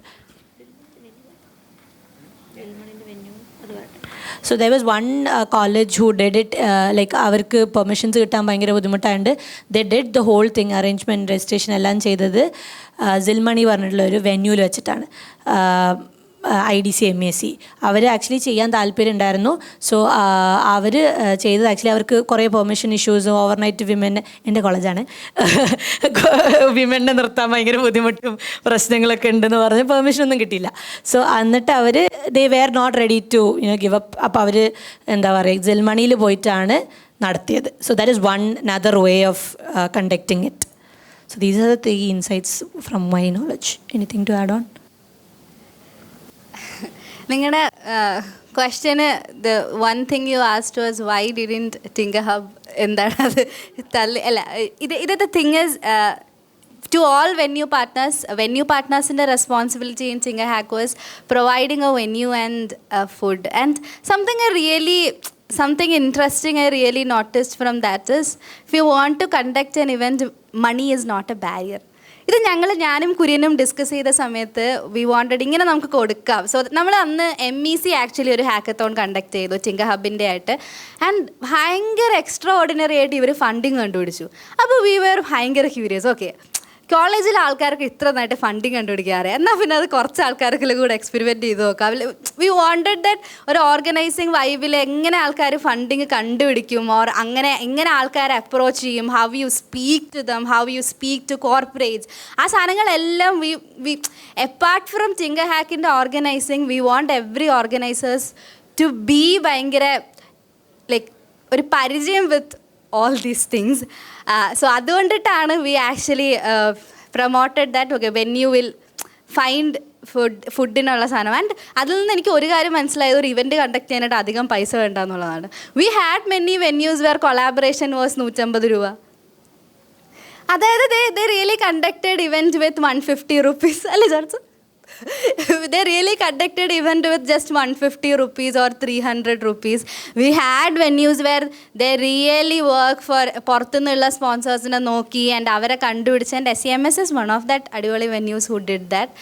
And അങ്ങനെ ഉണ്ടായിരുന്നു. And അതിൽ നിന്ന് നമുക്ക് ഡ്രോ ചെയ്യാൻ പറ്റിയ ഡിഫറെൻറ്റ് പെർസ്പെക്റ്റീവ്സ് ആയിരുന്നു. And TinkerHub was ready to help. TinkerHub ഞങ്ങൾ internally പറഞ്ഞിരുന്നു, okay will say we want help, but if there is any venue who is not conducting because of money and is ready to conduct, we will give them money. That was the core concept in us. പക്ഷെ അങ്ങനെ ആരും ഉണ്ടായിരുന്നില്ല. Everyone was able to find it. And അത് was ടിങ്കർഹാക്കിനെ സംബന്ധിച്ചിടത്തോളം 28 വെന്യൂസിലുള്ള organisers were able to do a fundraising. That is an achievement ഞാൻ ഭയങ്കര important ആയിട്ട് കാണുന്നു in Tinkerhack. And that is the achievement of venue partners, to be honest. Personally ഞാൻ കൺസ്ട്രെയിൻസിൽ ഭയങ്കരമായിട്ട് believe ചെയ്യുന്നുണ്ട്. Constraints ഉണ്ടെങ്കിൽ മാത്രമേ നമ്മൾ അതിനുള്ള, എസ്പെഷ്യലി ഇന്ത്യൻ സിനാരിയോയിൽ പറയില്ല, നമ്മൾ ഭയങ്കരമായിട്ട് ഈ ഇന്നോവേഷൻസ് അല്ല ജുഗാഡ്സിലാണ് വർക്ക് ചെയ്യുന്നതെന്നുള്ളത്. സോ സെയിം സാധനമാണ്. ഇപ്പം കൺസ്ട്രെയിൻസ് ഉണ്ടെങ്കിൽ മാത്രമേ ഇത് വേറെ എന്തൊക്കെ ഉഡായ്പ വഴികൾ കൂടെ നമുക്ക് ഈ പരിപാടി നടത്താൻ പറ്റും എന്ന് ആലോചിക്കാൻ പറ്റത്തുള്ളൂ. സോ ഇപ്പം പ്രോഗ്രാം നടത്തുന്നതിൻ്റെ പാർട്ടായിട്ട് ഓക്കെ സേ ഫോർ എല്ലാ ക്യാമ്പസുകൾക്കും ഒരു 50K കൊടുക്കുക എന്ന് വെച്ചോ. നിങ്ങൾ അത് വെച്ചിട്ട് പ്ലാൻ ചെയ്യുന്നുണ്ടാകുക അല്ലെങ്കിൽ ചെയ്തു കൂട്ടുന്നുണ്ടാകുക, ഒരു തരത്തിലും അതിൻ്റെ ഔട്ട്കമ്മിനെ എന്ത് ചെയ്യുന്നുണ്ടാകില്ല, ഹെൽപ്പ് ചെയ്യുന്നുണ്ടാകില്ല. ഞാനിപ്പം ഈ ഒരു പാനലിൻ്റെ പാർട്ടായിട്ട് ആക്ച്വലി ഞാൻ മാളവിക ഉണ്ടായിരുന്നു ക്യാമ്പസ് കമ്മ്യൂണിറ്റിയിലുള്ള. സോ പുള്ളിക്കാരിയുടെ ഹെൽപ്പോടുകൂടി കേരളത്തിലൊരു സോഫാർ നടന്നിട്ടുള്ള ഹാക്കത്തോൺസിൻ്റെ ഒരു ലിസ്റ്റ് എടുത്തിട്ടുണ്ടായിരുന്നു. ലിസ്റ്റ് പ്ലസ് എത്രത്തോളം പാർട്ടിസിപ്പൻസ് അതിനകത്ത് വന്നിട്ടുണ്ട്, അവരെത്ര പ്രൊജക്റ്റ് ബിൽഡ് ചെയ്തിട്ടുണ്ട്, അതിനെത്ര കാശ് സ്പെൻഡ് ചെയ്തിട്ടുണ്ട്. ഓൺ ആൻ ആവറേജ് 1.5 lakhs ആണ് ഒരു ഹാക്കത്തോൺ, വെരി മിനിമം ഒരു 100-ന് താഴെ പാർട്ടിസിപ്പൻസ് ഉള്ള സെറ്റ് ഓഫ് ക്യാമ്പസ് ഹാക്കത്തോൺസിന് വരെ സ്പെൻഡ് ചെയ്തുകൊണ്ടിരിക്കുന്നത്. ഈ കാശൊക്കെ പോകുന്നത് അതിൻ്റെ പ്രൈസ് മണിയിലാണ്. എന്നിട്ട് അതിനകത്ത് കോമഡി സിനാരിയോ എന്നാന്ന് വെച്ച് കഴിഞ്ഞാൽ ഇതിനകത്തൊക്കെ പ്രൈസ് വിൻ ചെയ്തുകൊണ്ടിരിക്കുന്നത് ഒരു കോമൺ ടീമായിരിക്കും. ഒരു 4-5 ടീമിനെ കേരളത്തിൽ നിന്ന് പൂൾ ചെയ്ത് കഴിഞ്ഞാൽ ഇവർ തന്നെയാണ് എല്ലാ ഹാക്കത്തോൺസിനും പോയി പ്രൈസ് വിൻ ചെയ്തുകൊണ്ടിരിക്കുന്നത്. അപ്പോൾ എന്താണ് ഈ ഹാക്കത്തോൺസ് നടത്തുന്നതിൻ്റെ പേർപ്പസ് തന്നെ അതിൽ നിന്ന് മാറിപ്പോവാണ്. അതിൻ്റെ കുഴപ്പം എന്നാന്ന് വെച്ച് കഴിഞ്ഞാൽ നിങ്ങളുടെ ജൂനിയേഴ്സ് അല്ലെങ്കിൽ ഇത് കണ്ടിട്ട് വരുന്ന സെറ്റ് ഓഫ് ആൾക്കാരുടെ പിയർ പ്രഷർ ഭയങ്കര കൂടുതലാണ്. ഞാനൊരു ഹാക്കത്തോൺ എൻ്റെ ക്യാമ്പസിൽ ഓർഗനൈസ് ചെയ്യണമെന്നുണ്ടെങ്കിൽ എൻ്റെ ഡിഫോൾട്ട് തോട്ട് മിനിമം 1.5 lakhs ഇല്ലയെന്നുണ്ടെങ്കിൽ എനിക്ക് എൻ്റെ ക്യാമ്പസിലൊരു ഹാക്കത്തോൺ ഓർഗനൈസ് ചെയ്യാൻ പറ്റില്ല എന്നുള്ള. അതിൽ നിന്ന് ഭയങ്കരമായിട്ട് ആൾക്കാരെ എന്ത് ചെയ്യുന്നുണ്ട്, പുൾ ബാക്ക് ചെയ്യുന്നുണ്ട്, ഇത് ചെയ്യാതിരിക്കാൻ വേണ്ടിയിട്ട്. ഇപ്പം വുമൻസിൻ്റെ കേസിൽ കംഫർട്ടബിൾ ആയിട്ടുള്ള സിനാരിയോസിൽ ഹാക്കത്തോൺസ് നടക്കുന്നില്ല എന്ന് പറയുന്നതിൻ്റെ കൂടെ ഒരു റീസണിങ് ആണ്. നിങ്ങളുടെ എല്ലാവരുടെയും ക്യാമ്പസുകളിൽ ഇത് എന്തുകൊണ്ട് നടക്കുന്നില്ല എന്ന് വെച്ച് കഴിഞ്ഞാൽ നിങ്ങൾ ആലോചിക്കുമ്പോഴത്തേക്കും ഓക്കെ മീല് 4 നേരത്തെ മീല് എന്താ പറയുക ഒരു മൾട്ടി ക്യൂസീൻ സാധനമായിരിക്കണം പ്ലാൻ ചെയ്യേണ്ടത്. ബിക്കോസ് നിങ്ങൾ കണ്ടിട്ടുള്ള ഹാക്കത്തോൺസിലെല്ലാം മൾട്ടി ക്യൂസീൻ ഡിന്നറോ സാധനങ്ങളൊക്കെ ആയിരിക്കും ഫുഡിൻ്റെ സൈഡ് ഉണ്ടാകുക. രാത്രി എന്തെങ്കിലും ചെറിയ മ്യൂസിക്കൽ ഇവൻറ്റ്സോ സാധനങ്ങളൊക്കെ വേണം. അപ്പോൾ മ്യൂസിക്കൽ സാധനങ്ങൾ നടത്തണമെന്നുണ്ടെങ്കിൽ അതിന് വേണ്ടിയിട്ടുള്ള ആംബിയൻസും സാധനങ്ങളൊക്കെ സെറ്റപ്പ് ചെയ്യണം. ഈ സെറ്റപ്സും സാധനങ്ങളൊക്കെ വരുമ്പോഴത്തേക്കുള്ള കുഴപ്പം എന്താണെന്ന് വെച്ച് കഴിഞ്ഞാൽ ഇതിൻ്റെ ബഡ്ജറ്റ് ഏതോ ലെവലിലേക്ക് കയറുന്നുണ്ടാവും. അതുപോലെ തന്നെ ഫസ്റ്റ് പ്രൈസ് അടിക്കുന്നവർക്ക് മിനിമം 70K മിനിമം 70K അല്ലാത്തൊരു ഒരു ക്യാഷ് പ്രൈസ് അതിനകത്തില്ല. സോ ഈ മിനിമം 70K കൊടുക്കണം എന്നുണ്ടെങ്കിൽ എന്താണ് ഇവർ ബിൽഡ് ചെയ്യുന്നത് എന്നുള്ളതുണ്ട്. ഇവർ ബിൽഡ് ചെയ്തുകൊണ്ട് വെക്കുന്ന എല്ലാ സാധനവും നമുക്ക് അത് കഴിഞ്ഞ് കഴിഞ്ഞാൽ പിന്നെ പുറത്ത് ഉപയോഗിക്കാൻ പറ്റാത്തൊരു സാധനമാണ്. പിന്നെ കോഡ് ബേസ് നോക്കി കഴിഞ്ഞ് കഴിഞ്ഞാൽ അപ്പം ഇതെല്ലാം ഭയങ്കരമായിട്ട് ആൾക്കാരെ എന്ത് ചെയ്യുന്നുണ്ടെന്ന് വെച്ച് കഴിഞ്ഞാൽ അവരുടെ ക്യാമ്പസുകളിലോ അല്ലെങ്കിൽ അവരുടെ സ്പേസിലോ ഒരു ഹാക്കത്തോൺ റൺ ചെയ്യുന്നതിൽ നിന്നും ഭയങ്കരമായിട്ട് എന്ത് ചെയ്യുന്നുണ്ട്, അവരെ ചെയ്യാതിരിക്കാനാണ്. വെച്ചാൽ ഇത്രയും കാശുള്ളൊരു പരിപാടി മാത്രമേ ചെയ്യാൻ പറ്റൂ എന്നുള്ളതാണ്. അപ്പോൾ അതുകൊണ്ട് തന്നെയാണ് ആക്ച്വലി കാശ് വേണ്ട പരിപാടി നടത്താൻ എന്നുള്ളത് ഒരു ഭയങ്കര ക്ലിയർ ആക്കണം എന്നുള്ളത് നമ്മുടെ സൈഡിൽ നിന്നുള്ളൊരു സാധനം ഉണ്ടായിരുന്നു. ആക്ച്വലി അത് ഭയങ്കര പോസിബിളുമാണ്. എന്ന് വെച്ചാൽ കൺസ്ട്രെയിൻസ് ഉള്ളത് കൊണ്ട് മാത്രമാണ് ഹോസ്റ്റൽ ഹാക്ക് നൈറ്റ് എന്നുള്ളൊരു കോൺസെപ്റ്റ് വന്നത്. അവരുടെ കോളേജിൽ അവരുടെ കോളേജ് വെന്യൂ കൊടുക്കാത്തത് കൊണ്ടാണ് അക്സ എന്ത് ചെയ്ത്, ഐ മീൻ LBSലെ അക്സ ഹോസ്റ്റൽ ആ ഹാക്കത്തോൺ റൺ ചെയ്തത്. അപ്പോൾ അതുകൊണ്ട് അതൊരു മോഡലായി. കാശ് കൊടുത്തിട്ടുണ്ടായിരുന്നെങ്കിലോ അല്ലെങ്കിൽ വെന്യൂവിന് ഇപ്പം ടിങ്കർഹബ് പറയാണ് നിങ്ങളുടെ ക്യാമ്പസിൽ വെന്യൂ ഇല്ലാന്നുണ്ടെങ്കിൽ കുഴപ്പമില്ല, നിങ്ങൾ പുറത്തൊരു വെന്യൂ എടുത്തോ, ഞങ്ങൾ കാശ് പെയ്തോളാം എന്ന് പറയുകയാണെന്നുണ്ടെങ്കിൽ ഒരിക്കലും ഹോസ്റ്റൽ ഹാക്ക് നൈറ്റ് പോലൊരു സാധനം കോൺസെപ്റ്റ് വരില്ല. ഇപ്പോൾ അത് സിമിലർലി കുറേ സെറ്റ് ഓഫ് ആൾക്കാർ എന്ത് ചെയ്യുന്നുണ്ട്, മിമിക് ചെയ്ത് സാധനങ്ങൾ ചെയ്യുന്നുണ്ട്. അതുവഴി കുറേ അധികം ആൾക്കാർക്ക് ഓപ്പർച്യൂണിറ്റീസ് കിട്ടുന്നുണ്ട്. അപ്പോൾ അതുകൊണ്ട് കൺസ്ട്രെയിൻസ് ഇടുന്നത് ആക്ച്വലി ഗ്രോ ചെയ്യാൻ വേണ്ടിയിട്ടാണ് എന്നുള്ളതിലാണ്.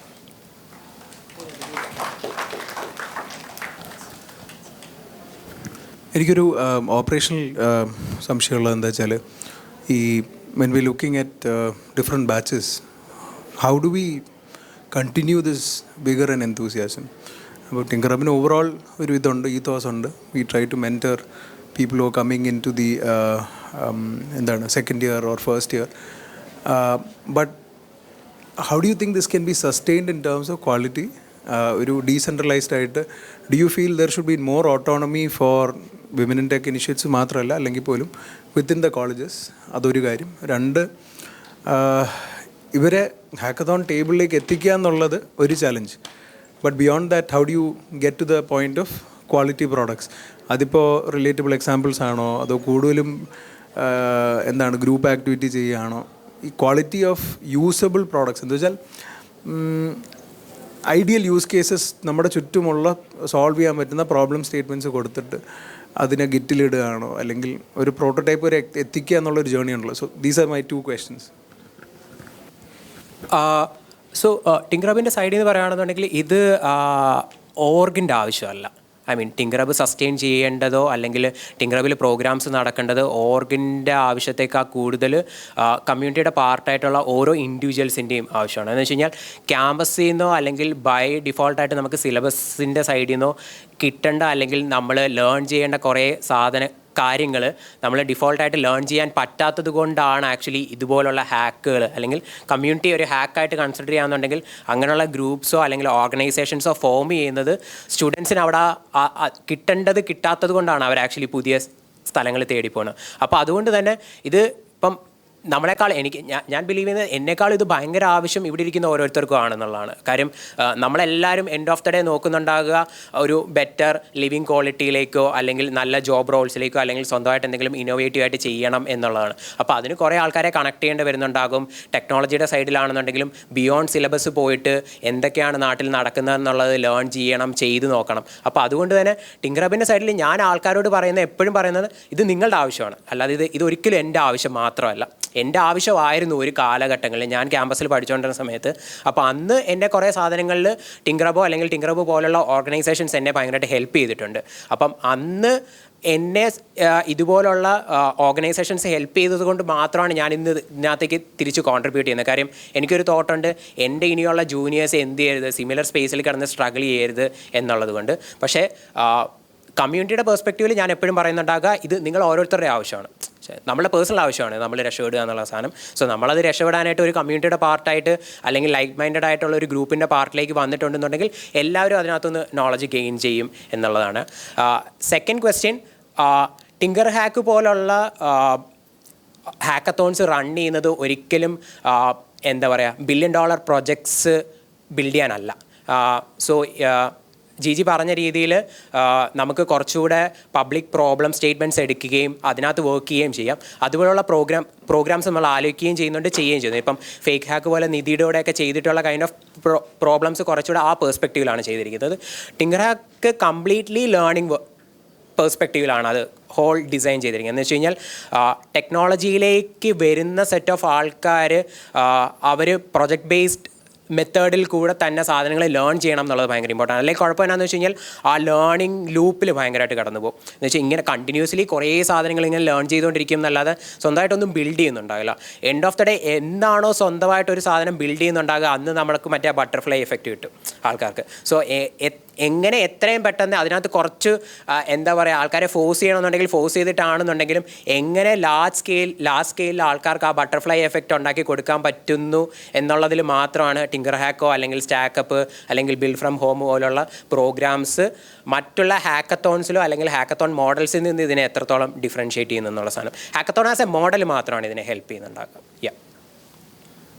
സോ ടൈമിൽ ക്ലോസ് ചെയ്തിട്ടുണ്ട്. So thank you everyone. Thank U.